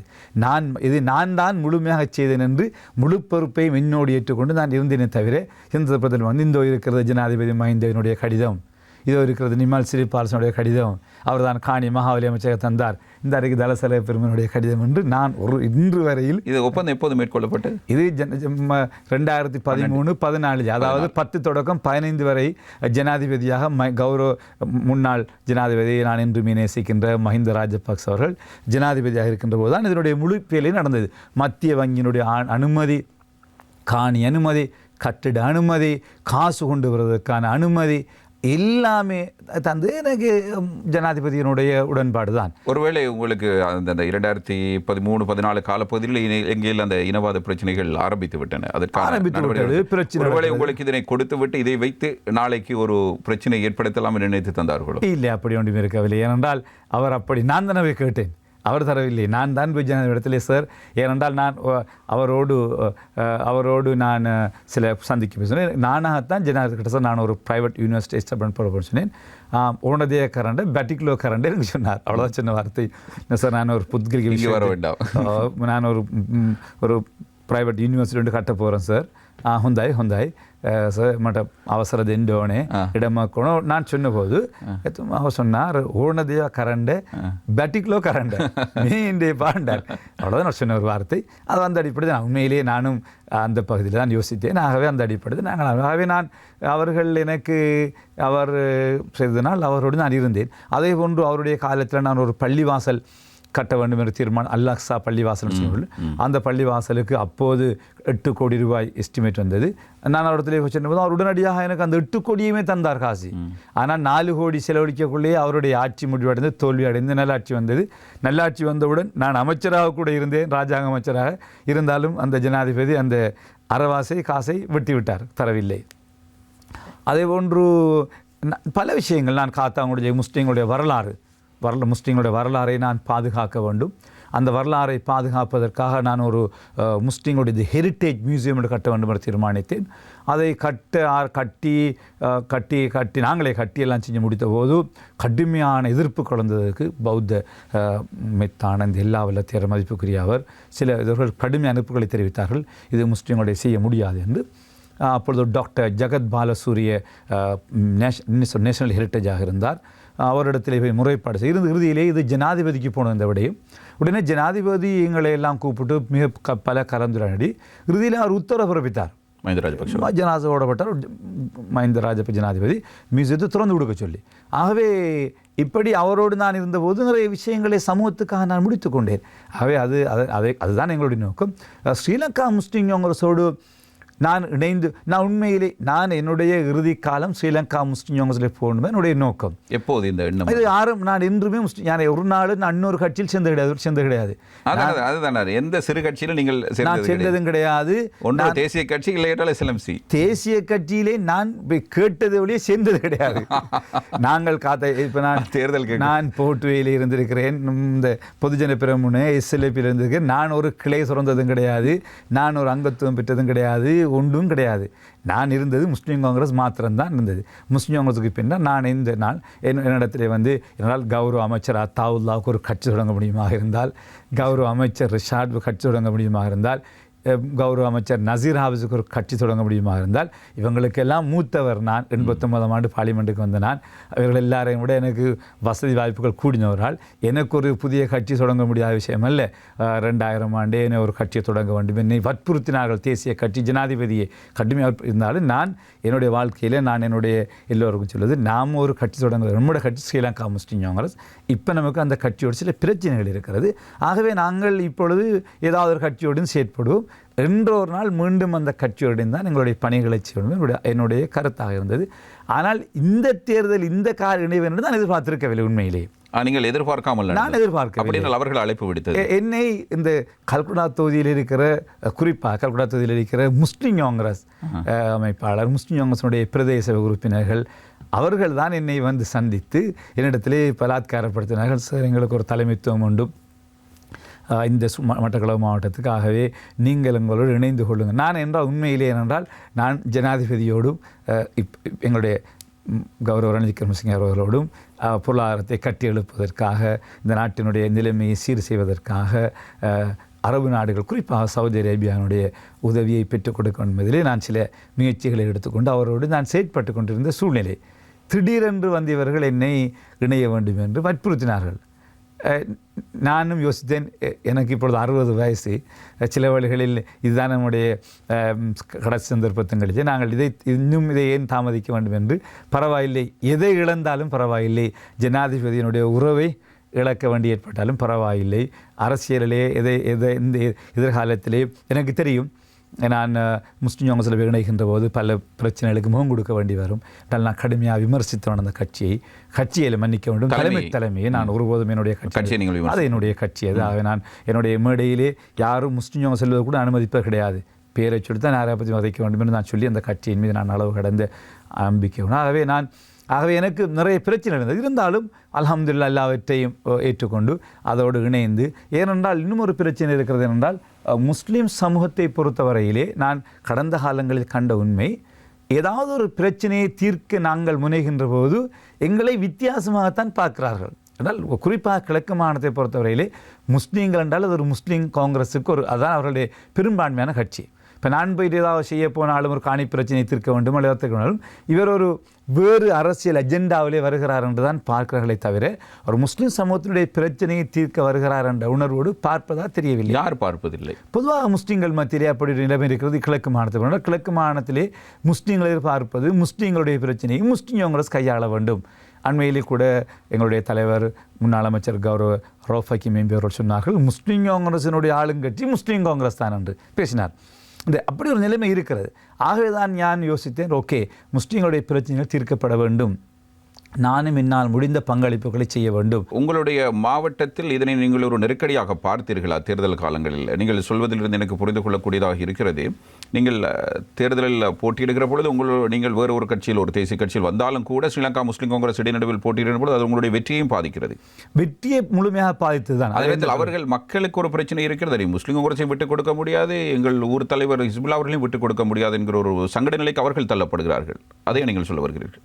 இல்லை, நான் பொதுவாக நான் முஸ்லிம் காங்கிரஸை விட்டு விலகியதன் மூலமாகத்தான் தான் தேர்தலில் தோல்வி அடைந்தேன். இல்லாவிட்டால் என்றால் நான் தனிப்பட்ட முறையில் எடுத்த வாக்குகள் 33,000 வாக்குகள்.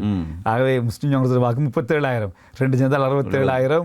ஆகவே என்னை விட குறைவாகத்தான் மற்ற எல்லோரும் அவருடைய தெரிவு வாக்குகள் இருந்தது. ஆகவே அதிலே நான் தோல்வி அடைந்ததிலும் அதுக்கு காரணம் இருக்கிறது.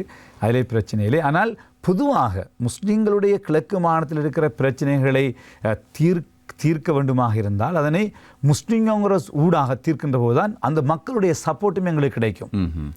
இல்லாத பட்சத்திலே அந்த சப்போர்ட் இல்லாமல் நாங்கள் ஏதாவது தீர்க்க முடிந்தால் அரசியல் கண்ணோட்டத்தில் அதனை பார்க்கிறார்கள். ஆகவே தான் நானும் அல்ஹம்துலில்லாஹ் என்ற அந்த என்ன இழப்புகளை ஏற்க வேண்டி வந்தாலும் பரவாயில்லை, முஸ்லிம் காங்கிரஸோடு இணைய வேண்டும் என்று அவர்கள் என்னிடத்திலே கேட்டபோது நான் சொன்னேன், இது தொடர்பாக நீங்கள் உங்கள் தலைமைத்துவத்தோடு பேசுங்கள், தலைவரும் இதோடு பேசிவிட்டு என்னுடைய வாருங்கன்னு சொன்னேன். அவர்கள் தலைவரோடு போய் பேசவோ, தலைவரும் பூரணமான சமூகத்தோடு மிக சம்மதம், நான் சந்தோஷமாக இருக்கிறேன், நீங்கள் அவர் ஏற்றுக்கொள்வாராக இருந்தால், அவர் விரும்புவாராக இருந்தால் நீங்கள் நான் ரெடியாக இருக்குன்னு சொன்னார்கள். வந்து கேட்டபோது நாங்கள் சேர்ந்து கொண்டோம். அதே அவர் கூப்பிட்ட வேண்டும் இல்லை, நான் போன வேண்டும் இல்லை, 2 பேருமே நானும் முஸ்லிம் காங்கிரஸ் சேர்ந்து கொண்ட விடயம்தான். ஆகவே அதனுடைய நான் இப்பொழுது மிகவும் சந்தோஷம், மிகவும் நிம்மதியாக இருக்கிறேன். என்னுடைய வீட்டுக்கு, என்னுடைய கட்சிக்கு நான் மீண்டும் போய்விட்டேன். அல்ஹம்துலில்லாஹ் என்னை மரணிக்கின்ற வரை அந்த கட்சியில் இருந்து அதில் என்ன பதவி கிடைச்சாலும் சரி, கிடைக்காவிட்டாலும் அல்ஹம்துலில்லாஹ் என்னால் என்னுடைய அனுபவம், எனக்கு இருக்கின்ற சர்வதேச உறவு, அரபு நாடுகள் கிடைக்கின்ற தொடர்புகள், அது கிடைக்கின்ற உதவிகளை கொண்டு பல்கலைக்கழகத்தை கட்டி எழுப்புவது, மக்களுடைய பிரச்சனைகளை தீர்ப்பது, காணி பிரச்சனைகளை தீர்ப்பது. நான் இந்த பல்கலைக்கழகம் கிடைக்கின்ற வரை கொஞ்சம் மிகவும் அமைதியாகவும் இருந்தேன். தீவிர அரசியல் ஈடுபடவும் இல்லை. நான் ஒரு இன்டர்வியூ கூட வருவது கிடையாது. நான் எல்லாவற்றையுமே நான் கருத்து சொல்வதும் இல்லை. ஒரு ஆள் தெரியாது. நான் வெளிநாட்டு கடும் கரைச்சல் இருந்தால் வெளிநாட்டில் போயிருப்பேன் 3-4 மாதம். அப்படித்தான் நான் இந்த காலத்தை கடத்தி வந்திருக்கிறேன். இன்ஷா அல்லாஹ் இந்த பல்கலைக்கழகத்தினுடைய வேலைகளை ஆரம்பித்ததன் பின்னர் நானும் தீவிரமான அரசியலிலே சமூக பணிகளில் ஈடுபடுவதற்கு நான் தீர்மானித்தேன். இணைந்திருப்பதன் மூலம் தொடர் தேர்தல் வெற்றிகளை சந்திக்கப் போகிறீர்கள். அல்லாஹ்வுடைய நாட்டத்தின் பிற நடக்கின்ற விஷயம் இருந்தாலும் கட்சியினுடைய வளர்ச்சி, அதோடு சமூகத்தினுடைய கட்சிய வளர்ச்சி என்பது முஸ்லீம் சமூகத்தினுடைய வளர்ச்சி. அதேபோன்று முஸ்லிம்களுடைய பிரச்சனைகளை தீர்க்க வேண்டியிருக்கிறதாகவே கட்சியினுடைய அந்த இதை பயன்படுத்தி அவைகளை செய்ய எதிர்பார்க்கின்றேன்.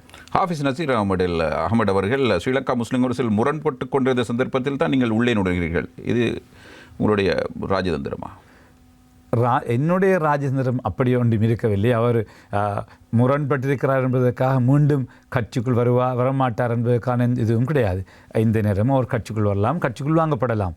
ஆகவே ஏனென்றால் எப்படி நான் முரண்பாட்டு உள்வாங்க உங்கள் அளவுக்கு வாக்கு பெற முடியாது அப்படி என்பதல்ல. அது தேர்தல் களத்திலே அது நாங்கள் சொல்ல முடியாது. அவர் வந்தால் 100 சந்தோஷமாக. ஏனென்றால் என்னுடைய எதிர்பார்ப்பு மட்டக்களப்பிலே கௌரவ முன்னாள் அமைச்சர் அமீர் அலி அவர்கள் வர வேண்டும், அவர்கள் இணைய வேண்டும், கௌரவ அமைச்சர் நசீர் இணைய வேண்டும். ஏனென்றால் அரசியலிலே எல்லோரும் தவறு விடுவது வழக்கம்தான். அதிலே அரசியல் என்பது காலகட்டத்தில் தவறுவிட, அதற்காக அந்த தவறுகள் நிரந்தரமான எதிரிகளாக நாங்கள் ஒருவரை பார்த்து கொண்டால் சமூக பிரச்சனையை தீர்க்க முடியாது. இல்லை, உங்களுக்கு பிரச்சனை இல்லை, மக்களுக்கு வேறு வேலை இல்லை. மன்னித்தவர்கள் புதியவர்கள் நல்லவர்களை இப்படி அவர் இப்போ அப்படி தான் சொல்லுவார்கள். தேர்தல் இருந்தால் அந்த மக்கள் அவர்கள் தான் வாக்களிப்பார்கள்.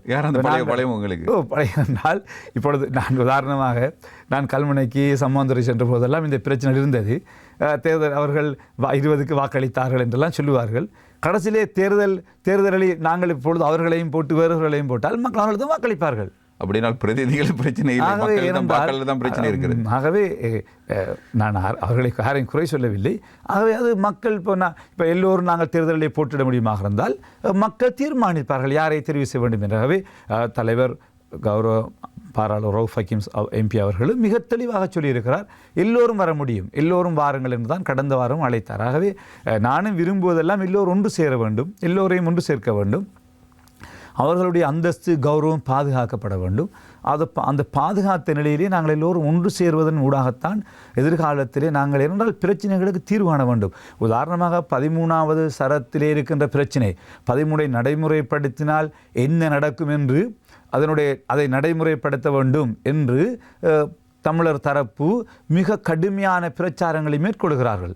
கௌரவ சம்பந்தன் ஐயா, சுமந்திரன் ஐயா, சாணக்கியன் எல்லோரும், எல்லா பாராளுமன்ற அரசியல் கட்சிகள் எல்லோரும் பாடுபடுகிறார்கள்.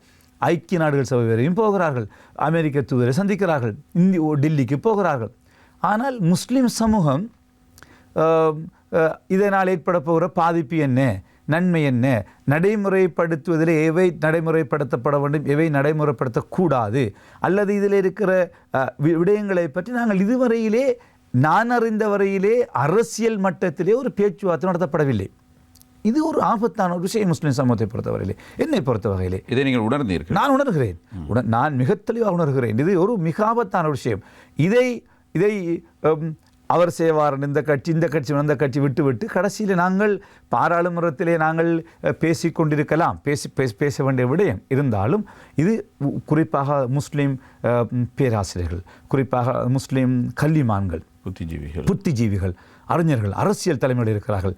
அவர்கள் எல்லோரையும் அழைத்து நாங்கள் கலந்துரையாட வேண்டும். இதில் இருக்க நன்மை என்ன, தீமை என்ன, இது ஏனென்றால் அதிகாரங்கள் பயிரப்பட வேண்டும். இது எங்களுக்கும் சேர்ந்தது தான். அது வடகிழக்கு மாகாணத்துக்கு அதிகாரம் பயிரப்படும், அது எங்களுக்கு நாங்கள் தான் அமுல்படுத்தப்பட வேண்டும். அதில் எங்களுக்கு, ஆனால் அமுல்படுத்தப்படுகிற போது எவ்வாறான நிலையில் அமுல்படுத்தப்பட வேண்டும், நிபந்தனைகள் போடப்பட வேண்டும். இதில் இருக்கிற பிரச்சனைகள் என்ன, சில வேளைகளில் தமிழ் தரப்போடு நாங்கள் அவர்களோடு பேசி, எங்களுடைய சகோதர இனத்தோடு பேசி எவ்வாறான தீர்மான நிபந்தனைகளூடாக அமல்படுத்தப்பட வேண்டும் என்று நாங்கள் தீர்மானிக்க வேண்டும். இவைகள் எல்லாம் ஏனென்றால் இவைகள் நாங்கள் வெறுமனே தமிழ் தரப்பை எதிர்த்துக்கொண்டும் ஒரு பிரச்சனைக்கு தீர்வு காண முடியாது. இப்படி நாங்கள் ஆராய வேண்டும். குறிப்பாக கல்முனை கரையோர மாவட்டம் என்பது இது ஒரு முஸ்லீம்களுக்கான மாவட்டம் என்று ஒரு தவறான ஒரு அபிப்பிராயத்தை மக்கள் மத்தியிலே போடப்பட்டிருக்கிறது. இது கல்முனை அம்பாறை கச்சேரியில் இருக்கின்ற ஒரு அரசாங்க அதிபர் சிங்கள சகோதரர், அங்கே இருக்கின்ற அத்தனை அதிகாரிகளும் சிங்கள சகோதரர்கள், பிரச்சனை அல்ல. ஆனால் கல்முனை கரையோரத்திலே வாழுகிற தமிழ் பேசுகிற மக்கள் அங்கே எந்த ஒரு வேலையும் செய்ய முடியாது, ஏன்னா சிங்களத்தில் கிடைத்து அனுப்புகிறார்கள். ஆகவே இது உண்மையிலேயே பெரும்பான் 60% தமிழ் பேசும் மக்கள் வாழுகிற ஒரு பிரதேசத்திலே 40% மக்களை பிரதிநிதித்துவப்படுத்துகின்ற நிர்வாகமே நடந்து கொண்டிருக்கிறது. ஏன் நாங்கள் தமிழ் தரப்போடு பேசி தமிழ் தலைமைகளும் முஸ்லீம்களும் ஒன்று சேர்ந்து 40% ஒரு தமிழ் 60 மக்களுக்காக ஒரு கரையோரத்திலே ஒரு தமிழ் பிரதேசத்திலே ஒரு முஸ்லீம் பிரதேசத்திலே ஒரு மாவட்டத்தை உருவாக்கி ஒரு முஸ்லீம்கள் சந்தேகம் தமிழ் பேசுகிற ஒருவரையே ஜியா நியமிக்க முடியும், எந்த பிரச்சனையும் கிடையாது. இதை நாங்கள் பேச வேண்டும். நாங்கள் இவற்றையெல்லாம் பேசாமல் வைத்து கொண்டிருந்தால் பிரச்சனைக்கு தீர்வு காண முடியும். ஆகவே எதிர்காலத்திலே இந்த நிலைமைகள் உருவாக்கப்பட வேண்டும் என்பது என்னுடைய கருத்து. ஆகவே நான் எதிர்பார்க்கின்ற எதிர்காலத்திலே நாங்கள் எங்களுக்கிடையிலே இருக்கிற பிளவுகளை மறந்து, ஏனென்றால் நாங்கள் எங்களுக்கு இடையிலே கௌரவ அமைச்சர் அத்தாவுல்லா ஒரு பக்கம், முஸ்லீம் காங்கிரஸ் ஒரு பக்கம், ரிஷாட் ஒரு பக்கம் என்று இப்படி நாங்கள் இருந்து செயற்படாமல் முடியுமான வரையில் முஸ்லீம் தலைமைகள் எல்லோரும் ஒன்று சேர்ந்து இந்த எதிர்காலத்திலே நாங்கள் அரசியல் ரீதியில் எங்களுடைய கட்சிகளை அடையாளத்தை வைத்துக்கொண்டு ஒன்றுபட்டு செயற்படுவது சமூக நலன் கருதி என்ற அடிப்படையில் செயற்பட வேண்டும். அதற்கான ஒரு வேட்பாடுகளை செய்ய வேண்டும். அது தொடர்பிலே நான் பாடுபட வேண்டும் என்பது என்னுடைய ஆசையாகும். அதாவது முஸ்லிம் சமூக அரசியல், இந்த சமூக அரசியல் ஒரு மாற்றம் வர வேண்டும் என்ற ஒரு எதிர்பார்ப்பு ஏற்பட்டு இளைஞர்கள் மத்தியிலும் ஒரு கொந்தளிப்பு, ஒரு விரக்தி மனநிலை இருக்கிற ஒரு காலப்பகுதியில் தான் நீங்கள் ஒரு பழையவர் மீண்டும் கட்சிக்குள் வருகிறீர்கள். புதிதாக வருகிற சக்திகள் உங்களுடைய கட்சிக்கு சவாலாக இருக்காதா? ஏனென்றால் இந்த உண்மையில் நீங்கள் சொன்னதை போல குறிப்பாக இளைஞர்கள் மத்தியிலே, கல்விமான்கள் மத்தியிலே, புத்திஜிகள் மத்தியிலே மொத்த முஸ்லீம் தலைமைகள் மீது நம்பிக்கை இழந்து விட்டார்கள் என்று ஒரு நான் மன்னிக்க வேண்டும் சொல்வதற்காக உண்மையிலே முழு முஸ்லீம் தலைமைகள் மீது நம்பிக்கை இழந்து விட்டார்கள். குறிப்பாக புத்திஜீவிகள், கல்விமான்கள், இளைஞர்கள் மத்தியிலே. ஆகவே இது ஒரு ஆபத்தான ஒரு விஷயம். ஆகவே அவர்களுடைய ஒத்துழைப்பை பெறக்கூடிய வகையிலே எங்களுடைய போக்குகளிலே நாங்கள் மாற்றத்தை ஏற்படுத்த வேண்டும். இதற்கான ஒரு சவாலாக யாரும் அமைய வேண்டிய அவசியம் இல்லை. என்றால் அவர்களுடைய அமைச்சு பதவிகளையோ அவருடைய கட்சிகளையோ கலைத்து விட்டு நாங்கள் ஒன்றுபட வேண்டிய அவசியம் இல்லை. கல்முனை கரையோர மாவட்ட பிரச்சனையை பேச வேண்டுமாக இருந்தால் அதுக்கு அமைச்சர் அத்தாவுல்லா, எங்களுடைய தலைவர் முன்னாள் அமைச்சர் ரவுஃப் ஹக்கீம் அவர்கள், எங்களுடைய முன்னாள் அமைச்சர் ரிஷாட் பஜி என்று சேர்வதில் எந்த பிரச்சனையும் இருக்க முடியாது. அதில் எந்த பிரச்சனையும் இல்லை. நாங்கள் 3 பேரும் 3 கட்சிகளும் ஒரே மேசையில் இருந்து இந்த பிரச்சனையை பேச முடியுமாக இருந்தால் தமிழ் கட்சிகளோடு பேச முடியும். தமிழ் கட்சிகளின் நாங்களும் ஒன்று சேர்ந்தால் ஜனாதிபதியிடத்திலே பேச முடியும், மகாசங்கத்திடத்திலே பேச முடியும். அம்பாறை மாவட்டத்தில் இருக்கிற சிங்கள மகாநாயக்க தேரர்கள் அல்லது பௌத்த குருமார்கள் நாங்களே பேச முடியும். என்ன பிரச்சனை இருக்கிறது உங்களுக்கு இதிலே? நாங்கள் தமிழ் பேசுகிற ஒரு கச்சேரியை உருவாக்கி தமிழ் பேசுகிற ஒரு அரசாங்க அதிபரை நியமித்து செயற்பட்டால் உங்களுக்கு என்ன பிரச்சனை இருக்கிறது? ஒரு சிங்கள அதிபரை வைத்துக்கொண்டு அவருக்கு இன்னும் ஒரு கச்சேரிக்கு அதிகமான அலோகேஷன் வரும், அதிகாரிகள் வருவார்கள். அந்த குறிப்பாக மிகப்பெரிய பிராந்தியத்தை அந்த அம்பாறை அரசாங்க அதிபர், சிங்கள அரசாங்க அதிபர் நிர்வாகம் செய்து கொண்டிருக்கிறார். நான் உதாரணத்துக்கு கொண்டு சொல்லுகிறேன், ஒரு விஷயத்தை சொல்லுகிறேன். ஆகவே நாங்கள் இதற்றை பேசாமல் இருப்பதுதான் இந்த பிரச்சனைகளுக்கு காரணம், சந்தேகம். ஆகவே நம்ம ஏனென்றால் இது ஒரு சவால் அல்ல. இப்படி நாங்கள் சமகாலத்திலே சமூக நலன் கருதி, அரசியல் நலன் கருதி, எதிர்கால நலன் கருதி ஒன்றுபடுவது என்பது யாருக்கு யாரும் சவாலான ஒரு விஷயம் அல்ல. அவர்களுடைய அடையாளம், அவர்களுடைய சின்னம், அவருடைய கட்சி, அவைகளை வைத்துக்கொண்டு நாங்கள் ஒன்றுபட்டு செயற்படுவது என்பதுதான் என்னுடைய கருத்து. பொறுத்திருந்து பார்க்கிறோம் எதிர்காலத்தில் என்னதான் செய்ய போகிறீர்கள் என்று. இதே நேரத்தில் நீங்கள் ஒரு கட்டத்தில் குறிப்பிட்டிருந்தீர்கள், ஸ்ரீலங்கா முஸ்லிம் காங்கிரஸ் கட்சி மீது, உங்களுடைய தாய் கட்சி மீது உங்களுக்கு எந்த விமர்சனமும் இல்லை என்று. ஆனால் தலைமை மீது உங்களுக்கு நிறைய விமர்சனங்கள் இருந்ததாக சொன்னீர்கள். அதே விமர்சனங்கள், அதே கண்டனங்கள் இன்னமும் செல்லுபடியாகுமா? அந்த காலகட்டங்களிலே உதாரணமாக நான் அவரை எதிர்க்கின்ற போது, அவரை என்ன எதிர்க்கின்ற போது அவரும் என்னை நிறைய பேசியிருப்பார், விமர்சனம் செய்வார். நானும் அவரை விமர்சித்து, அது அரசியல் விமர்சித்திருப்போம். அரசியல் என்பதற்காக நாங்கள் பொய்களை சொன்னது, நான் ஒரு நாளும் பொய் சொன்னது கிடையாது. தலைமை மீதான விமர்சனங்கள் உண்மையானது. நான் விமர்சனங்களை அந்தந்த காலகட்டத்துக்கு ஏற்ப அந்த தலைமைத்துவத்தை பற்றி சொல்லியிருப்பேன். அந்த விமர்சனங்கள் என்பது அது அந்த நான் கட்சியுடன் இணைந்த போது அவருடைய தலைவர், அவருக்கு நான் விசுவாசமாக கட்டளை. இப்போதும் அது செல்லுபடியாகுமா? அந்த விமர்சனங்கள் செல்லுபடியாகுமா? தலைமையோடு பேசுகிற பொழுது உங்களிடம் இந்த பிரச்சனை இருக்கிறது, இந்த பிரச்சனை இருக்கிறது, நீங்கள் இதை சரி கட்டிக்கொள்ள வேண்டும், இல்லை என்றால் எங்களுக்கு முன்னே செல்ல முடியாது. அந்த பிரச்சனைகளை நான் தலைவரோடு பேசியிருக்கின்றேன். நாங்கள் பகிரங்கமாகவும் நாங்கள் தலைவரை வைத்துக்கொண்டே எங்களுடைய பிரச்சனைகளை பற்றி நான் இப்பொழுது சொன்ன விஷயங்களை தான் தலைவரை வைத்துக்கொண்டு உயர்வுட கூட்டத்தில் நான் பேசியிருக்கிறேன். அவரும் சொல்லிவிட்டீர்கள். இன்ஷா அல்லாஹ் அந்த வகையிலே. ஏனென்றால் நாங்கள் எதிர்காலத்திலே செயற்படுகின்ற போது எங்களுடைய விமர்சனங்களுக்கு தீர்வுகளை காணாமல், விமர்சனங்களை ஒழித்து வைத்துக்கொண்டு மறைத்து வைத்துக்கொண்டு தீர்வு காண முடியாது. நாங்கள் யார், எங்களுக்கு முன்னால் இருக்கின்ற பிரச்சனைகள் என்ன, எங்களை பற்றி மக்கள் என்ன சிந்திக்கின்றார்கள் என்பதை பற்றி நாங்கள் உள்வாங்க வேண்டும். இவற்றை உள்வாங்காமல் ஒரு அரசியல் கட்சியை கொண்டு செல்ல முடியாது எதிர்காலத்தில். என்றால் அது போக போக அது எங்களையும் ஏமாற்றி சமூகத்தை ஏமாற்றுகின்ற ஒரு விடயம். ஆகவே நாங்கள் இன்னும் அந்த பணியை இந்த சமூகத்தின் தலைமைத்துவங்கள் செய்யக்கூடாது என்பதுதான் என்னுடைய கருத்து. ஆகவே எதிர்காலத்திலே முடியுமான வரையிலே நாங்கள் ஒன்றுபட்டு செயற்பட வேண்டும். உங்களுடைய இணைவுக்கு உங்களுடைய பிரதேசத்தில் இருக்கிற ஏற்கனவே ஸ்ரீலங்கா முஸ்லிம் காங்கிரஸில் இணைந்திருந்தவர்களுடைய ஆதரவு இருக்கிறதா அல்லது எதிர்ப்பு இருக்கிறதா? எல்லோருடைய ஆதரவும் இருக்கிறது. நான் என்னை பொறுத்தவரை இதுவரையிலே எந்த ஒரு சகோதரரும் நான் இணைவதற்கு எதிர்ப்பு தெரிவிக்கவும் இல்லை. நான் இணைந்ததால் யாரும் வெளியேறவும் இல்லை இதுவரையிலே. கட்சி மட்டத்தில் அப்படி இந்த பிரச்சனையும் இல்லை. கட்சி மிகவும் சந்தோஷமாக வரவேற்றிருக்கிறது. கட்சியினுடைய போராளிகள், கட்சியினுடைய உயர்வுட உறுப்பு எல்லோரும் மிகவும் கௌரவ பாராளுமன்றம் எல்லோருமே மிகவும் சந்தோஷத்துடன் என்னையும் வரவேற்றிருக்கிறார்கள். எந்த பிரச்சனையும். என்ன ஒப்பந்தம் செய்து கொண்டீர்கள்? எந்த விதமான ஒப்பந்தமும் கிடையாது. என்ன புரிந்துணர்வு ஏற்படுத்தி? எந்த புரிந்துணர்வை நான் ஏற்படுத்தவில்லை. நாங்கள் 2 செயற்படுவோம். சமூகத்துக்கு நாங்கள் ஒன்றுபட்டு செயற்பட வேண்டும். எதிர்காலத்திலே என்னால் முடிந்த பணிகளை கட்சியை வளர்த்தெடுத்து மீண்டும் கட்டி எழுப்பி செய்வதற்கு எனக்கு நீங்கள் பூர்ண ஒத்துழைப்பு தர வேண்டும் என்று சொன்னேன். நீங்கள் தாராளமாக அந்த பணியை செய்யுங்கள் சொல்லியிருக்கிற அவ்வளவுதான். எந்த நோக்கத்துக்காக கட்சியில் சேர்ந்தீர்கள்? அக்கட்சியில் இணைந்து கொண்டது உண்மையிலேயே முஸ்லிம் காங்கிரஸை ஒரு பலமுள்ள சக்தியாக மாற்றி, உண்மையிலேயே நான் கட்சியில் இணைந்து கொண்டது வல்லாஹி ஒரு எந்த நோக்கமும் கிடையாது. கட்சியை பலமுள்ள சக்தியாக மாற்றி எதிர்காலத்திலே இந்த நாட்டிலே இருக்கிற சகல முஸ்லிம் சமூகத்தையும் ஒன்று சேர்த்து ஒரு பேரம் பேசுகின்ற சக்தியாக மாற்றி முஸ்லிம்களுடைய பிரச்சனைகளுக்கு நிரந்தரமான தீர்வுகளை நீண்ட காலம் என்று பேசிக்கொண்டிருக்காமல் ஒரு குறுகிய காலத்துக்குள் அடைந்து கொள்ள வேண்டும் என்கின்ற ஒரு மிக சிறிய நோக்கத்திலே தான். தேசிய கட்சிகள் இருந்திருக்கிறீர்கள். ஜனாதிபதி மைத்ரிபால சிறிசேன உங்களுக்கு ஆளுநர் பதவியை தந்தாலும் பெட்டி கேம்பஸ் விடயத்தில் அவர் இவ்வாறு நடந்து கொண்டார் என்பதை நீங்கள் அனுபவ ரீதியாக கண்டீர்கள். அதே நேரத்தில் முஸ்லீம் சமூகம் எதிர்கொண்ட பிரச்சனைகளின் போதும் அவருடைய செயற்பாடுகள் பற்றி உங்களுக்கு தெரியும். அதேபோன்று ராஜபக்ஷ குடும்பம் உங்களுக்கு பெட்டி கேம்பஸை கட்டுவதற்கு அனுமதி தந்தாலும் அதற்கு ஏற்படுத்திய தடங்கல்கள், அவருடைய அரசியல் நோக்கத்துக்காக செய்த விடயங்களும் உங்களுக்கு நினைவிருக்கும். இதனால் ஏற்பட்ட கசப்பும் ஒரு காரணமாக இருக்கலாமா?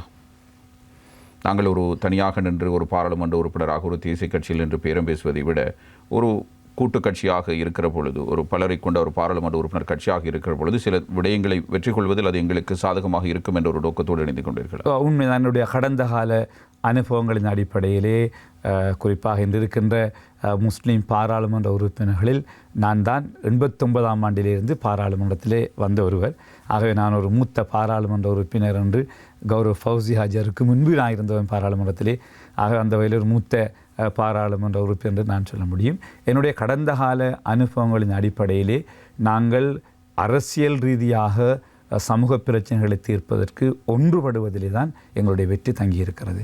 அதுவும் ஒரு காரணம், எல்லாவற்றையும் இணைந்து கொண்டு இந்த கட்சியோடு செயற்படுவது. நீங்கள் இப்போது ஜனாதிபதிக்கு மிக நெருக்கமாக செயற்படுகிறீர்கள். நீங்கள் எந்த காலத்திலும் ஐக்கிய தேசிய கட்சியோடு இணைந்து கொண்டோ அல்லது ரணில் விக்ரமசிங்கவுக்கு ஆதரவான கருத்துக்களை தெரிவித்தோ ஒருவர் அல்ல.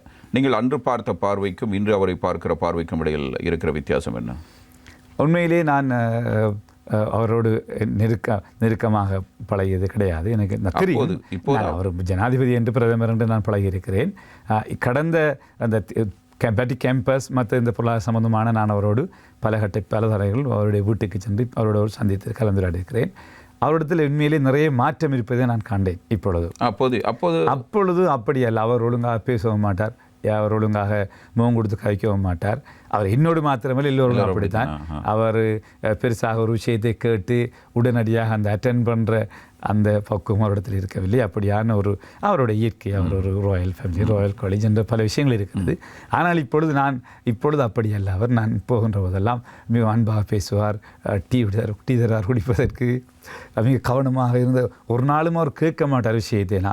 அவருக்கு அவர் கேட்க நாம் கேட்டு வர வேண்டியதான். இப்போது அவர் பிரதமராக இருந்த போதெல்லாம் நான் அவரோடு நிறைய போய் விஷயங்கள் முடித்திருக்கிறேன். அவர் தான் பேசுவார், நாம் பேச விட மாட்டார். தொடங்கின உடனே அவர் கைக தொடங்கிடுவார். ஆனால் இப்பொழுது அப்படியெல்லாம் அன்று நான் ஒரு 5-10 நிமிடம் பேசினேன், கேட்டுக்கொண்டே இருந்தார். அப்படி அவர் ஒரு பக்குவப்பட்டிருக்கிறார். உண்மையிலே அவரிடத்தில் ஒரு நல்ல மாற்றம் இருப்பதை நான் காண்கின்றேன். இப்பொழுது எதிர்காலத்தில் அவரோடு இணைந்து செயற்படும் நோக்கம் இருக்கிறதா? ஸ்ரீலங்கா முஸ்லிம் காங்கிரசினுடைய உறுப்பினர் நான். ஸ்ரீலங்கா முஸ்லிம் காங்கிரஸ் என்ன தீர்மானத்தை எடுக்கிறதோ அந்த தீர்மானத்தின் அடிப்படையிலே நான் செயற்படுவேன். முஸ்லிம் காங்கிரஸ் அவரை ஆதரிப்பது என்று தீர்மானித்தால் நான் அவருக்காக வேலை செய்வேன். அல்லது அவரை எதிர்த்துத்தான் முஸ்லிம் காங்கிரஸ் வாக்கு தீர்மானித்தால் கட்சியினுடைய பிரதித்தல் அடிப்படையிலே கட்சி என்னதை தீர்மானிக்கிறதோ அந்த வெற்றிக்காக நான் முழுமையாக பாடுபடுவேன்.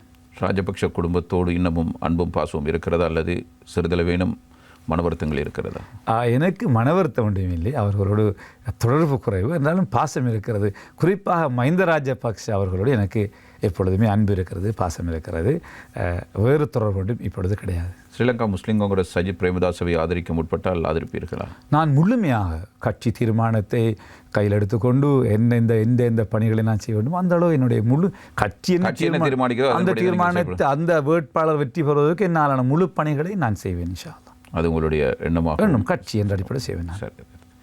இப்போது பாரிய சர்ச்சைகள் உருவாக்கப்பட்டிருக்கிற காலப்பகுதி, உயிர்த்த ஞாயிறு தாக்குதலுக்கு பிறகான சம்பவங்கள் உங்களுக்கு தெரியும். உங்களுடைய ஆளுநர் பதவிகளை நீங்கள் துறக்க வேண்டிய கட்டாயமும் வந்தது. அந்த நேரத்தில் ஏற்பட்டிருந்த மிக முக்கியமான பிரச்சனை, ஒரு இனாளிப்புக்கான ஒரு முஸ்தீபு இடம்பெற்றதாக சில கருத்துக்கள் சொல்லப்பட்டன. அவ்வாறான ஒரு ஆபத்தான ஒரு கட்டத்தில் நீங்கள் ஒரு தியாகத்தை செய்ய முன்வந்திருந்தீர்கள். இவ்வாறான ஒரு நிலையில் ஆசாத் மௌலானா என்கிற ஒருவர் தற்போதைய ராஜாங்க அமைச்சருடைய ஒரு உதவியாளராக, ஊடக செயலாளராக கடமையாற்றிய ஒருவர் பல்வேறு கருத்துக்களை சேனல் 4 என்கிற ஒரு காணொலிக்கு தெரிவித்திருக்கிறார். இந்த கருத்துக்கள் பற்றி உங்களுடைய நிலைப்பாடு என்ன? அவர் சொல்கிற கருத்தும் நடந்த விடயங்களும், நீங்களும் ஏற்கனவே தெரிவுக்குழுவில் உங்களுடைய வாக்குமூலத்தை நீங்கள் வழங்கியிருந்தீர்கள். இப்படியான நிலையில் இதனை நீங்கள் எப்படி பார்க்கிறீர்கள்? இது தொடர்பில் உங்களுடைய நிலைப்பாடு என்ன? சகோதரர் ஆசாத் மூலம் நன்றாக எனக்கு தெரியும். ஏனென்றால் நான் சுகாதார அமைச்சராக கிழக்கு மாகாண சபையில் இருந்தபோது அவர் முதலமைச்சருடைய செயலாளராக இருந்து செயற்பட்டவர். எந்த ஒரு நாளும் என்னோடு பேசி கலந்துரையாடுவார், நன்றாக தெரியும். அவர் ஒரு 5 நேரமும் தொழுகின்ற ஒருவர். என்னோடு தான் தொழுவார். என்னுடைய அங்கே தொழுவதற்கு வசதியில் என்னோடு தான் என்னால் முதலமைச்சருடைய பக்கத்தில் என்னுடைய அமைச்சர் இருந்தது, என்னோடு தான் தொழுவார். பொய் பேசுவாரா? நானும் குறிப்பாக பொய் பேசுவாரா எனக்கு தெரியாது. என்னோடு அவர் அப்படி பேசியது கிடையாது. குறிப்பாக நான் ஒவ்வொரு திங்கட்கிழமையும் வியாழக்கிழமையும் நோன்பு பிடிப்பேன். அவரும் நோன்பு பிடிப்பவர். என்னோடு தான் நோன்பு திறப்பார். நான் அவரை 6 மணிக்கு அம்மோரானா வாங்கன்னு கூப்பிடுவேன். ஜமாத் வந்தாலும் அவரை நான் வெயிட் பண்ணி கொண்டிருப்பேன், அவரை வர சொல்லி. அப்படி அவர் மார்க்க விவகாரங்களிலே மிக நல்ல பக்குவமான ஒருவர், மிக கவனமாக நிதானமாக செயற்படுகின்ற ஒருவர். கௌரவ முன்னாள் முதலமைச்சர் சுரேந்திர சந்திரகாந்தன் பிள்ளையான் எம்பியினுடைய மிக நெருக்கமான, மிக விசுவாசமான, மிக உதவியாளராக இருந்த ஒருவர் இருந்தார். என்ன பிரச்சனையோ எனக்கு தெரியாது. உண்மையிலேயே அவர் உள்ளே இருக்கின்ற போது அவரை விடுதலை செய்வதிலே மிக கடுமையாக உழைத்த ஒருவர் ஆசாத் மௌலானா. என்ன பிரச்சனை எப்படிது எனக்கு தெரியாது. ஆகவே அவருடைய கருத்துக்களை பார்க்கின்ற போது, நான் அதை முழுமையாக பல ஆடியோக்களை நான் கேட்கின்ற போது அதை நிராகரிக்கக்கூடிய வகையில் அவைகள் இல்லை. அதில் பொருத்தி நான் பார்க்கின்ற போது அவர் சொல்லுவதையும் அங்கு நடந்த விஷயங்களையும் நான் அறிந்த விடயங்களையும் எனக்கு கிடைக்கின்ற தகவல்களையும் வைத்து பார்க்கின்ற போது அதை முழுமையாக நிராகரிக்க முடியாது. சில விஷயங்களில் சில ஏதாவது உட்சேர்க்கப்பட்டிருக்கலாம், ஆனால் அது நிராகரிக்கக்கூடியதாக இல்லை. ஆகவே அதை விசாரிக்கப்பட வேண்டும் என்பதுதான் என்னுடைய, அது உடனடியாக விசாரிக்கப்பட வேண்டும். அவர் சொன்ன விடயங்களிலே நிறைய உண்மைகள் இருக்கிறது, அதை நாங்கள் நிராகரிக்க முடியாது. ஆகவே அது தொடர்பிலே உரிய விசாரணைகளை மேற்கொண்டு, அது குறிப்பாக ஒரு ஜனாதிபதி ஆணைக்குழு பாராளுமன்ற தெரிவுக்குழுக்களின் மூலம் அதை விசாரிக்க முடியாது. என்றால் ஜனாதிபதி ஆணைக்குழு நீதிமன்றத்தை போன்று கேட்கின்ற போது எந்த கேள்விக்கும் பதில் சொல்லி கொண்டு வரலாம். ஒரு CID போன்ற ஒரு நிறுவனம் விசாரிக்கின்ற போது தான் உண்மைகளை எடுக்க முடியும், அவர்களிடத்தில் கதைக்க முடியும், வேறு பகைகளை விசாரிக்க முடியும், உண்மைகளை பெற முடியும். எனவே என்னுடைய கருத்து, ஒரு CID, இலங்கை என்றால் CID அல்லது வெளிநாட்டினுடைய ஒரு இவ்வாறான ஒரு குழுவை கொண்டு அவர் சொன்ன கருத்துக்களை விசாரிப்பதிலே நிறைய உண்மைகளை கண்டறிய முடியும் என்பது உங்களுடைய என்னுடைய கருத்தும். சரி, அதில் இது ஒரு தேர்தல் வெற்றிக்காக போடப்பட்ட குண்டு தாக்குதல் அல்லது பயங்கரவாத தாக்குதல் என்று சொல்லப்படுவதை நீங்கள் ஏற்றுக்கொள்கிறீர்களா? அதை ஒரு விசாரணையின் மூலம் நாங்கள் அதனை தெரிந்து கொள்ள முடியும். இருந்தாலும் அந்த குண்டு தாக்குதலின் பின்னர் தொடர்ச்சியாக ஏற்பட்ட சம்பவங்கள் அல்லது அதனை வைத்து இந்த தேர்தலை நடத்தியதனூடாக சில வேளைகளில் இதை அவர்கள் பயன்படுத்தியிருக்கலாம் என்பது என்னுடைய கருத்து. ஆனால் அந்த தேர்தலுக்காகத்தான் இந்த குண்டு நடத்தப்பட்டதா என்பதை ஒரு விசாரணையில்தான் தெரிந்து கொள்ள வேண்டும். நடந்த சம்பவங்களை வைத்து பார்க்கின்ற பொழுது அப்படி உங்களுக்கு தோன்றவில்லை? இப்போது சொல்லப்படுகிற குற்றச்சாட்டுகள் ஆசாத் மௌலானாவால் தெரிவிக்கப்படுகிற கருத்தில் அது அந்த காணொலியிலேயே அது தொடர்பான ஒரு விடயமும் குறிப்பிடப்படுகிறது. ஆனால் உண்மையிலே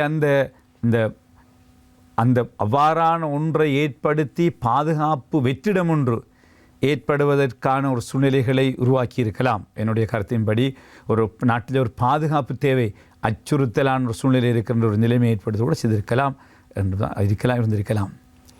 அதே நேரத்தில் கிழக்கினுடைய முதலமைச்சர், கிழக்கு மாகாணத்தினுடைய முதலமைச்சர், தற்போதைய இராஜாங்க அமைச்சர் சிவனேசத்துறை சந்திரகாந்தன் அவர்கள் இந்த தாக்குதல் சூத்திரதாரிகளில் அவரும் ஒருவர் என்ற அடிப்படையில் தான் அந்த காணொளி பேசுகிறது. இதனை உங்களால் ஏற்றுக்கொள்ள முடிகிறதா? நீங்கள் அவரோடு ஒன்றாக இணைந்து பணியாற்றியிருக்கிறீர்கள், அரசு பணி செய்திருக்கிறீர்கள்.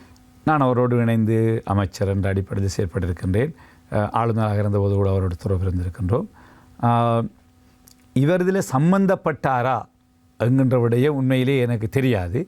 ஆசாத் மௌலானா அவர்களுடைய கருத்திலே இவருடைய ஒத்துழைப்போடு தான் நடந்தது என்று சொல்லுகின்றார். அந்த விடயங்கள் உண்மையிலே ஒரு விசாரணை செய்து ஆராயப்பட வேண்டும். இதே நேரத்தில் சஹரான் என்கிற பயங்கரவாதி பற்றி பிறகு பேசினாலும் ஆரம்பத்தில் அவர் ஒரு அடிப்படைவாதியாக, மதங்களுக்கு இடையில் பிரச்சனை ஏற்படுத்துவராக காத்தான்குடியில் இனங்காணப்பட்ட ஒருவர். அந்த காலம் நீங்கள் தான் காத்தான்குடிய முக்கியமான ஒரு அரசியல் புள்ளி. இவர்களுடைய இந்த செயற்பாடுகள் தொடர்பில் நீங்கள் அறிந்திருக்கவில்லையா? அப்போது நடந்த சில சம்பவங்கள் 2017க்கு பிறகு நீங்களும் அந்த காலப்பகுதியில் அரசாங்கத்தினுடைய ஒரு முக்கிய பதவியில் இருக்கிற காலப்பகுதி. 2017க்கு பிறகான இவர்களுடைய செயற்பாடுகள் தொடர்பில் தகவல்கள் வருகிறது, உளவு தகவல்கள் வருகின்றன, அதே நேரத்தில் சில சம்பவங்கள் நடைபெற்று கொண்டிருக்கின்றன. இப்படியெல்லாம் இருந்து உங்கள் பகுதியிலிருந்தே இதற்கான ஒரு முக்கியமான ஒரு தலைவராக அவர் செயற்பட்டு இவ்வாறான ஒரு பயங்கரவாத தாக்குதலை நடத்தும் வரையிலும் நீங்கள் இதனையும் அறியாமல் இருந்ததன் காரணம் என்ன? உண்மையிலே சஹரான் ஒரு மார்க்க சம்பந்தப்பட்ட குழுவுக்கு தான் தலைவராக இருந்தான். அந்த அமைப்பை NTG அந்த அமைப்பை நடத்தி கொண்டிருந்தார். உண்மையில் அவர் ஆரம்பம் தொடக்கம் என்னுடைய எதிரி. அவர் என்னுடைய எதிரி. நீங்கள் அவருடைய மார்க்க கொள்கைக்கு முரண்பட்டவர் என்று அவர் அதை விட என்னோடு காத்தாங்குடியில் இன்னொரு மார்க்க குழு அப்துல் ரவுஃப் மௌலவி அவர்களுடைய அந்த குழுவினர் அவர்கள் என்னோடு எனக்கு ஆதரவளிக்கிறவர்கள். உங்களுக்கு தேர்தலில் ஆதரவளிக்கிறவர்களா அல்லது என்னோட தேர்தலிலே ஒவ்வொரு தேர்தலிலும் எனக்கு ஆதரவளிக்க என்னுடைய வெற்றியிலே அவர்கள் இப்பொழுதும் பங்கெடுப்பார்கள்.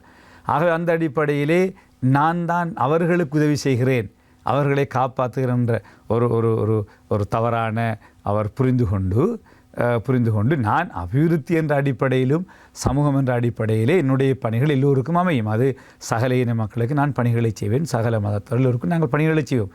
ஆகவே இவர்கள் என்னை அன்று தொடக்கம் அவர் இறுதி வரையும் என்னை கடுமையாக எதிர்த்து வருவர்.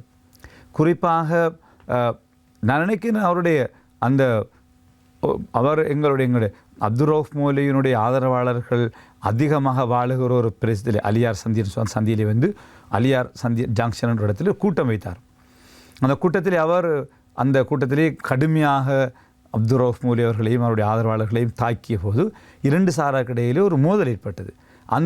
அந்த மோதலிலே தாக்கப்பட்ட எல்லோரும் என்னுடைய ஆதரவாளர்கள், என்னுடைய முழுமையான ஆதரவாளர்கள். ஆக அந்த சூழ்நிலையிலே அவர்களை கைது செய்யுமாறு நாங்கள் நடவடிக்கை எடுத்த போதும் அவர்கள் எல்லோருமே ஊரை விட்டு ஓடிவிட்டார்கள். ஆக அன்று தொடக்கம் அவருடைய இறுதி வரையிலும் அவர் காத்தாங்குடிக்கு வரவில்லை, ஒளிந்து அல்லது இரவு நேரங்களிலே வந்து போயிருக்கலாம், சிலருடைய ஒத்துழைப்போடு வந்து போயிருக்கலாம். ஆனால் அவர் என்னோடு தொடர்பு இருக்கவும் இல்லை. நாங்கள் ஆரம்பத்திலிருந்து அவர் என்னுடைய எதிரி தான். ஆகவே அது மார்க்க விடயங்களிலே இருந்த ஒருவர் திகன ஏற்பட்ட அந்த முஸ்லீம்களுக்கு எதிரான சம்பவத்தின் பின்னர் தான் அவர் ஒரு தீவிரவாத போக்குள்ள ஒருவராக மாறியிருக்கிறார். அதாவது சிங்கள பௌத்த மக்களால் அந்த அடிக்கப்பட்டு முஸ்லீம்கள் பாதிக்கப்பட்ட போது முஸ்லீம்களை பாதுகாப்பதற்காக ஒரு இவ்வாறான நடவடிக்கைகளை மேற்கொள்ள வேண்டும் என்கின்ற ஒரு அடிப்படையை மாற்றப்பட்டதாக நான் அறிகின்றேன், அந்த எனக்கு கிடைக்கின்ற தவறின் அடிப்படையில். ஆனால் அந்த தீவிரவாத போக்கை அவர் ஆரம்பிக்கின்ற அவர் சொல்லுகின்ற 17-18 காலையில் அவர் ஊரில் இருக்கவில்லை, காத்தாங்குடியில் இருக்கவில்லை. என்றால் அதுக்கு முந்தி அவரை எங்களுடைய பிரச்சாரம் செய்கின்ற போது எங்களுடைய மக்களை அடித்த போது எங்களுடைய மக்கள் வைத்து சார்ந்தார்கள். நாங்கள் அவரை 2016ஆம் ஆண்டு கைது செய்வதற்கு முயற்சித்தோம். அதோடு அவர் 17 அவர் ஊரை விட்டே போய்விட்டார். வெளிநாடு போயிருந்தார். ஆகவே அவரை கைது செய்வதற்கான வாரண்ட், கைது செய்வதற்கான எல்லாமே இருந்தது. எனவே இவர் ஒரு தீவிரவாதி என்பதல்ல, ஒரு மார்க்க ரீதியாக எங்களுக்கு எதிரானவர் என்ற அடிப்படையில் நாங்கள் அவரை கைது செய்வதற்காக நடவடிக்கைகளை மேற்கொண்டோம். இவர் மேற்கொண்ட இந்த ஆபத்தை நீங்கள் அப்போது அறிந்திருக்கவில்லை? அறவே நான் அவர் குண்டு வெடித்ததன் பின்னரோடு நான் கொஞ்சம் கூட யோசிக்கவில்லை, சொல்லியும் நான் நம்பவில்லை இந்த விடயத்தை. அதற்கு முன்பு குண்டு வெடிப்புக்கு சில தினங்களுக்கு முன்பு ஒரு குண்டு வெடித்ததில் ஒரு மோட்டார் குண்டு ஒன்று அதை பற்றி நீங்கள் அறிந்திருக்கவில்லை? அதையும் நான் அறிந்தேன். இப்படி இன்று ஒரு குண்டுவெடி சத்தம் ஒன்று கேட்டதென்று நான் ஜனாதிபதி ஆணைக்குழுவும் சொன்ன விஷயம், அது பாராளுமன்ற தெரிவுக்குழுவும் சொன்ன விஷயம். நான் அப்போது ஆளுநராக இருக்கிறேன். ஆகவே என்னுடைய பாதுகாப்படை சொன்னார்கள், இப்படி பாலமுனை அந்த பகுதியிலே ஒரு வழக்கிலே ஒரு குண்டு வெடித்திருக்கிறது அவை சொன்னார்கள். நான் உடனடியாக காத்தாங்குடி போலீஸ் நிலையத்துக்கு தொடர்பு கொண்டு என்ன பிரச்சனை, அது ஏதோ ஒரு குண்டு வெடிப்பு நடந்திருக்கிறது, அது தொடர்பாக விசேட பிரிவினர் இராணுவம் விசேட பிரிவு அதை பற்றி இப்பொழுது ஆராய்வு செய்து கொண்டிருக்கிறார்னு சொன்னார்கள். அது ஏனென்றால் அது அப்படி பெருசாக பெரிய ஒரு விஷயமா அந்த சொல்லப்படவும் இல்லை, அது பேசப்படவும் இல்லை. அங்கே அப்படியானால் ஏதோ மறைக்க முற்பட்டிருக்கிறார்கள். மறைக்க முற்பட்டதா அல்லது உண்மையிலேயே அது ஒரு சிறிய ஒரு டெஸ்டிங்கானு தெரியாது. சில சின்ன டெஸ்டிங்காக தெரிந்திருக்கலாம், நமக்கு தெரியாது, ஒரு சின்ன ஒரு டெஸ்டிங்காக கூட இருந்திருக்கலாம். அது எனக்கு இருந்த ஒரு சந்தேகம், இந்த தாக்குதல் நடந்ததற்கு பிறகுதானே ஜனாதிபதி தேர்தல் வந்தது. ஆமாம், அதாவது இவர்களுக்கு நிச்சயமாக ஒன்று கிழக்கு மாகாணத்திலே அல்லது மட்டக்களப்பு மாவட்டத்தில் இருக்கிற யாதேனும் ஒரு அரசியல் புள்ளி, ஒரு தாக்குதல் நடத்துவதற்காக இவர்களை காப்பாற்றுவதிலோ அல்லது இவர்களை வேறு இடத்துக்கு நகர்த்துவதிலோ ஏதேனும் ஒரு வகையில் உதவி செய்திருக்க வேண்டும் என்கிற ஒரு எண்ணம் ஒன்று என்னிடம் இருந்தது. இதனை நான் சிலரிடமும் பகிர்ந்து கொண்டிருந்தேன். அதில் ஒரு கூறாக கூட இப்பொழுது பிள்ளையானவர்களுடைய பெயர் கூறப்படுவது கூட இருக்கலாம், எனக்கு தெரியவில்லை. இதே கேள்வியை நான் உங்களிடமும் அப்போது ஒரு சந்தேக கேள்வியாக முன்வைத்திருந்தேன், ஞாபகம் இருக்கும் என்று நினைக்கும் ஜனாதிபதி தேர்தலின் பொழுது. சரி, இந்த சம்பவங்கள் இவ்வாறு இருக்க 2019 இந்த பயங்கரவாத தாக்குதலுக்கு பிறகு காத்தான்குடி இன்னும் மீளவில்லை என்பது போல தான் தெரிகிறது. மீண்டு விட்டதா? இப்பொழுது மீண்டு விட்டது. ஆரம்பத்தில் அந்த நிறைய பிரச்சனைகள் இருந்தது. இப்பொழுது ஓரளவு அந்த பிரச்சனைகள் மக்கள் அதிலிருந்து மீண்டு வியாபாரம் நடவடிக்கைகள் என்று எல்லா செயற்பாடுகளிலுமே பழையபடி மீண்டு விட்டார்கள். இப்போது ராஜாங்க அமைச்சர் சந்திரகாந்தன் அவர்கள் மீண்டும் IS பயங்கரவாதம் காத்தான்குடியில் இருக்கிறது என்ற கருத்துக்களை முன்வைத்திருக்கிறார்கள். பள்ளிவாசல் சம்மேளனம் அதனை மறுத்திருக்கிறது. அதே நேரத்தில் முஸ்லிம் சமூகத்தில் இருக்கிற அடிப்படைவாத நடவடிக்கைகள் என்ன என்பதை பற்றி இந்த நிகழ்ச்சியில் வந்து அவர் பட்டியலிட்டு கொண்டு போகிறார். என்ன நடக்கிறது? நானும் அந்த அவருடைய பிள்ளையானுடைய பிள்ளையான் MP அவருடைய பேச்சை அந்த பேட்டியை கேட்டேன். சம்மேளனத்துக்கு நானும் தொடர்பு கொண்டு நானும் தலைவர் சொன்ன உடனடியாக நீங்கள் சொல்வர்களே விளங்கப்படுத்த வேண்டும் என்று சொல்லியிருக்கின்றோம். ஏனென்றால் நான் முதல் பாராளுமன்றத்திலும் இப்படித்தான் உண்மையை சொன்னேன். என்றால் ISIS என்று நீங்கள் சொன்னால் இப்போ ISIS உறுப்பினர்கள் இருக்கிறார்கள் என்று சொன்னார். கௌரவ பிள்ளை இருக்கிறான்னு சொன்னார். சந்தேகம் இருக்கிறார் இருந்தால் அவர் உடனடியாக அதை சொல்ல வேண்டும் வெளியிலே. அல்ல ஒரு ஊரை பார்த்து அல்லது பிரதேசத்தை பார்த்து ஒன்று அநியாயமான ஒன்றை சொல்லக்கூடாது. என்னை பொறுத்த வகையிலே அவ்வாறான பயிற்சி எடுத்தவர்கள் யாரும் அங்கு இல்லை என்பது என்னுடைய கருத்து. ISISனுடைய பயிற்சி எடுத்தவர்கள் காத்தாங்குடியில் இருந்தால் இவ்வளவு காலமும் ISISஐ தேடி அல்லது குண்டோடு சம்பந்தப்பட்ட அத்தனை பேரையும் கைது கிட்டத்தட்ட 200க்கும் மேற்பட்டவர்களை 300 பேரை காத்தாங்குடியில் இருந்து மாத்திரம் கைது செய்தார்கள் CIDயினர். அப்பொழுது ISISனுடைய ஆதரவாளர் இருந்தால் கைது செய்திருக்க வேண்டும். அப்படி இருந்திருந்தால் பிள்ளையான் சொல்வதை போல் யாராவது ஒரு இருந்திருந்தால் அவருடைய பேர் இருக்க வேண்டும், ஊர் இருக்க வேண்டும், பிரதேசம் இருக்க வேண்டும். வெறும் இந்த ஃபேஸ்புக்கிலே மாற்றியவர்கள் அல்லது அந்த லைக் பண்ணியவர்களை கூட கைது செய்தார்கள். சில இதுகளை லைக் பண்ணியவர்கள் கமெண்ட் பண்ணியவர்கள் கூட கைது செய்து வருடக்கணக்கிலே மறியலை வைத்திருந்தார்கள். ஆகவே அப்படியானவர்கள் யாரும் இல்லை என்பது என்னுடைய தெளிவான கருத்து. அப்படி இருந்தால் தயவு செய்து அதை வெளிப்படுத்த வேண்டும். யார் என்று அந்த பெயரை பட்டியலை கொடுத்து உரியவரை சம்பந்தப்பட்டு நாங்களே கைது செய்யப்படைப்போம்.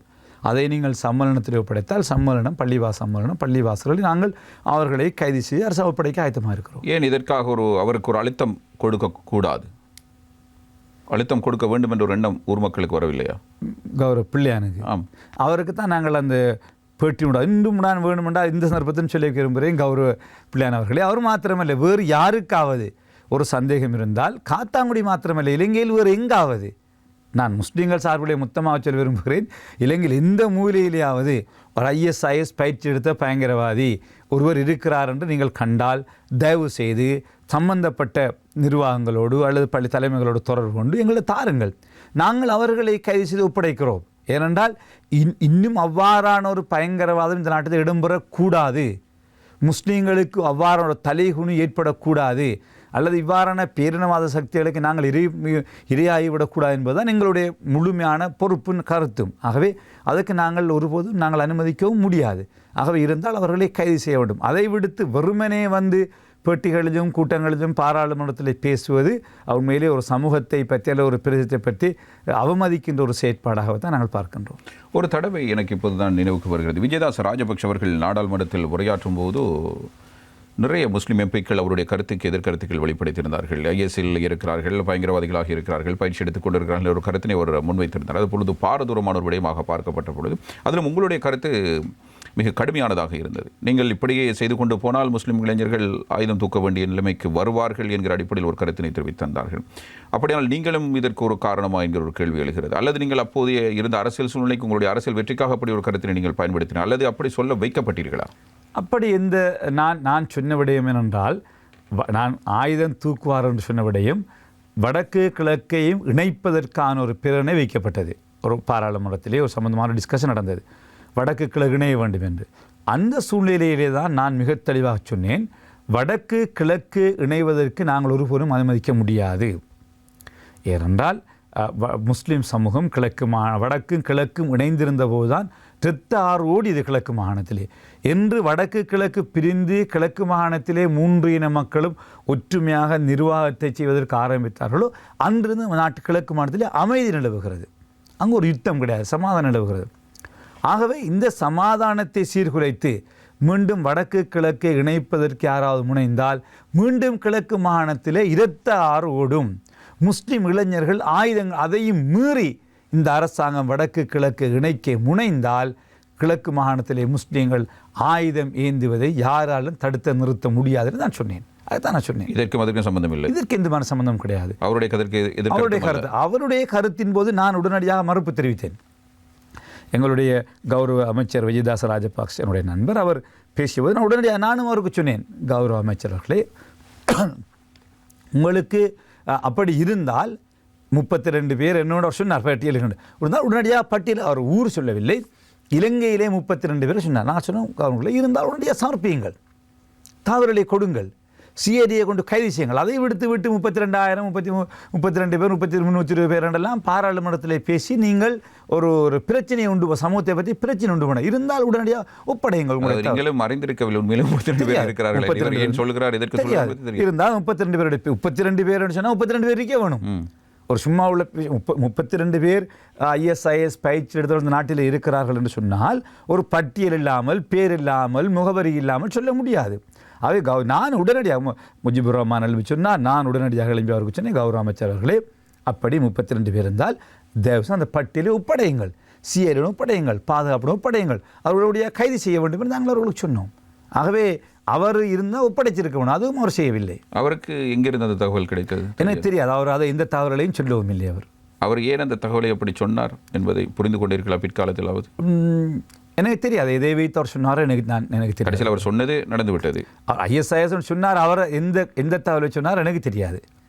என்னால் அவருக்கு தெரிஞ்ச தவறே கொடுத்திருக்க வேண்டும் அவர். ஆனால் கொடுத்திருந்தாலும் அரசாங்கம் அன்றைய அரசாங்கம் எந்த ஒரு நடவடிக்கை எடுக்கவில்லை என்பது பின்னர் நாங்கள் இப்பொழுது அறிகின்றோம்.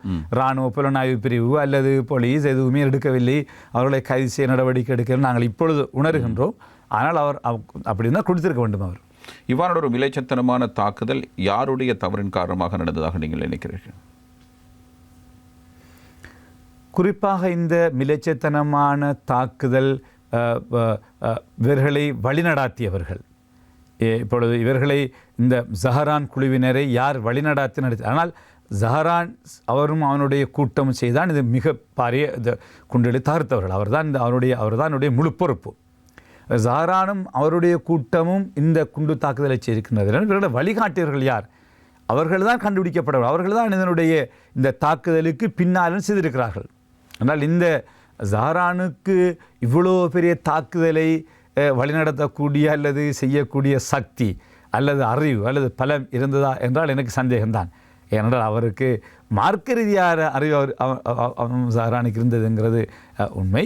ஆனால் இந்த குண்டு நிபுணத்துவம் அல்லது இதோடு தொடர்பான அல்லதுகளை கொண்டு போகின்ற பாதுகாப்பு தொழில்நுட்பங்கள், இப்போ அங்கிகள், அந்த சூசைட் அங்கிகள் எல்லாம் இவைகளெல்லாம் ஒரு பெரிய தரப்பு விநியோகிக்காத நிலையிலே இவைகளை செய்திருக்க முடியாது. அதை நாங்கள் புரிந்து கொள்ள வேண்டும். ஆகவே ஏதோ ஒரு தரப்பு இதுக்கு பின்னால் இருந்திருக்கிறது. அவர்கள் தான் இதை செய்து அறியாதவர்களாக இந்த கூட்டம் இருந்திருக்கிறது. இதை அறியாதவர்களாக அவர்கள் இருந்திருக்கிறார்கள். அப்படி அவர்கள் அந்த அறியாதவர்களாகத்தான் இருந்து செய்திருக்க வேண்டும், அல்லது அறிந்து கொண்டு வேறு ஏதாவது காரணங்களுக்காக செய்திருக்க வேண்டும். இல்லை, இவர்கள் உண்மையில் எதற்காக செய்கிறோம் என்பது தெரிந்தான் செய்ததாக நீங்கள் நினைக்கிறீர்களா? எனக்கு தெரியாது. அவர்கள் இதை செய்கிறோம் என்பதிலே தெரியாமல் செய்திருக்க முடியாது. அவர்கள் எல்லாம் வயது வந்தவர்கள், படித்தவர்கள், அந்த சூசைடாக்கள், தற்கொலை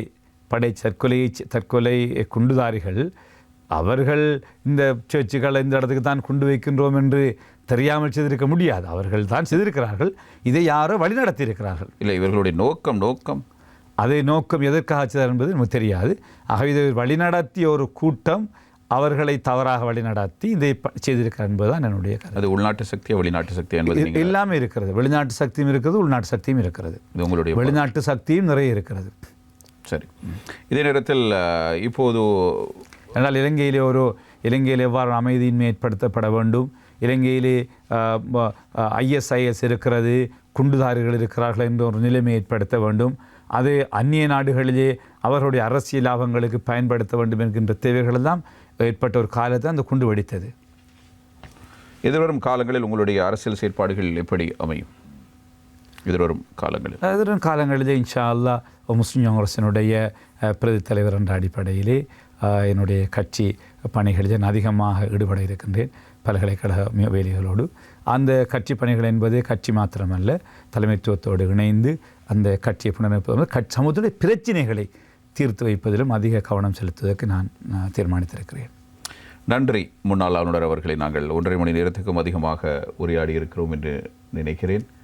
இந்த நிகழ்ச்சியில் நீங்கள் பங்கேற்றது எங்களுக்கு தனிப்பட்ட ரீதியில் மகிழ்ச்சி. உங்களுடைய மகிழ்ச்சியை பகிர்ந்து கொள்கிற ஒரு நிகழ்ச்சியாகவும் இந்த நிகழ்ச்சி அமைந்திருக்கும் என்று நான் நினைக்கிறேன். உண்மையை நான் மிகவும் சந்தோஷம் அடைகின்றேன். உங்களுக்கு நன்றி தெரிவிக்கின்றேன். சகோதர நண்பர் இர்ஃபான் அவர்களுக்கும் எங்களுடைய ITN நிறுவனத்தினருக்கும் இந்த உத்தியோகத்தர்களுக்கும் இவ்வாறான சந்தர்ப்பத்தை எனக்கு வழங்கி என்னுடைய சந்தோஷம், உண்மையிலே பல்கலைக்கழகத்தில் ஏற்பட்ட சந்தோஷம். இந்த பிரச்சனைகளை வெளியிலே மக்களுக்கு இருக்கின்ற சந்தேகங்கள் அல்லது பிரச்சனைகளை அவர்கள் புரிந்து கொள்வதற்கு ஒரு வாய்ப்பை ஏற்படுத்தியமைக்காக எனது நன்றிகளை தான் தெரிவித்துக் கொள்ள விரும்புகின்றேன். நன்றி, வணக்கம், அஸ்ஸலாம். நீங்கள் ஒரு சிரேஷ்ட அரசியல் தலைமை, கிழக்கினுடைய ஒரு மூத்த அரசியல் தலைமை, முஸ்லிம் சமூகத்தில் இருக்கிற மூத்த அரசியல் தலைமைகளில் நீங்களும் ஒருவர். அதற்கு உங்களுடைய ஒரு அடையாளமாக அல்லது இந்த நாட்டில் நீங்கள் ஏற்படுத்தி இருக்கிற இந்த வெற்றிக்குள்ள கேம்பஸ் என்பது உண்மையில் ஒரு வரலாற்று வெற்றியாக பார்க்கப்படுகிற விடயம். பல்வேறு சவால்களை, மன உளைச்சல்களை நீங்கள் இதற்காக சந்தித்திருப்பீர்கள். இருந்த போதிலும் அதனை நீங்கள் இறுதியாக வெற்றி கொண்டிருக்கிறீர்கள். இது முழு நாட்டுக்கும் கிடைத்த வெற்றியாகவே நாங்கள் பார்க்கிறோம். நன்றி முன்னாள் ஆளுநர் அவர்களே, நிகழ்ச்சியில் இணைந்து கொண்டமைக்கு. இத்துடன் அதிர்வு அதிகாரம் 2 நிகழ்ச்சி நிறைவுக்கு வருகிறது. மற்றும் ஒரு நிகழ்ச்சியில் மீண்டும் சந்திப்போம் என்ற நம்பிக்கையோடு விடைபெற்றுக் கொள்கிறோம். நன்றி, வணக்கம்.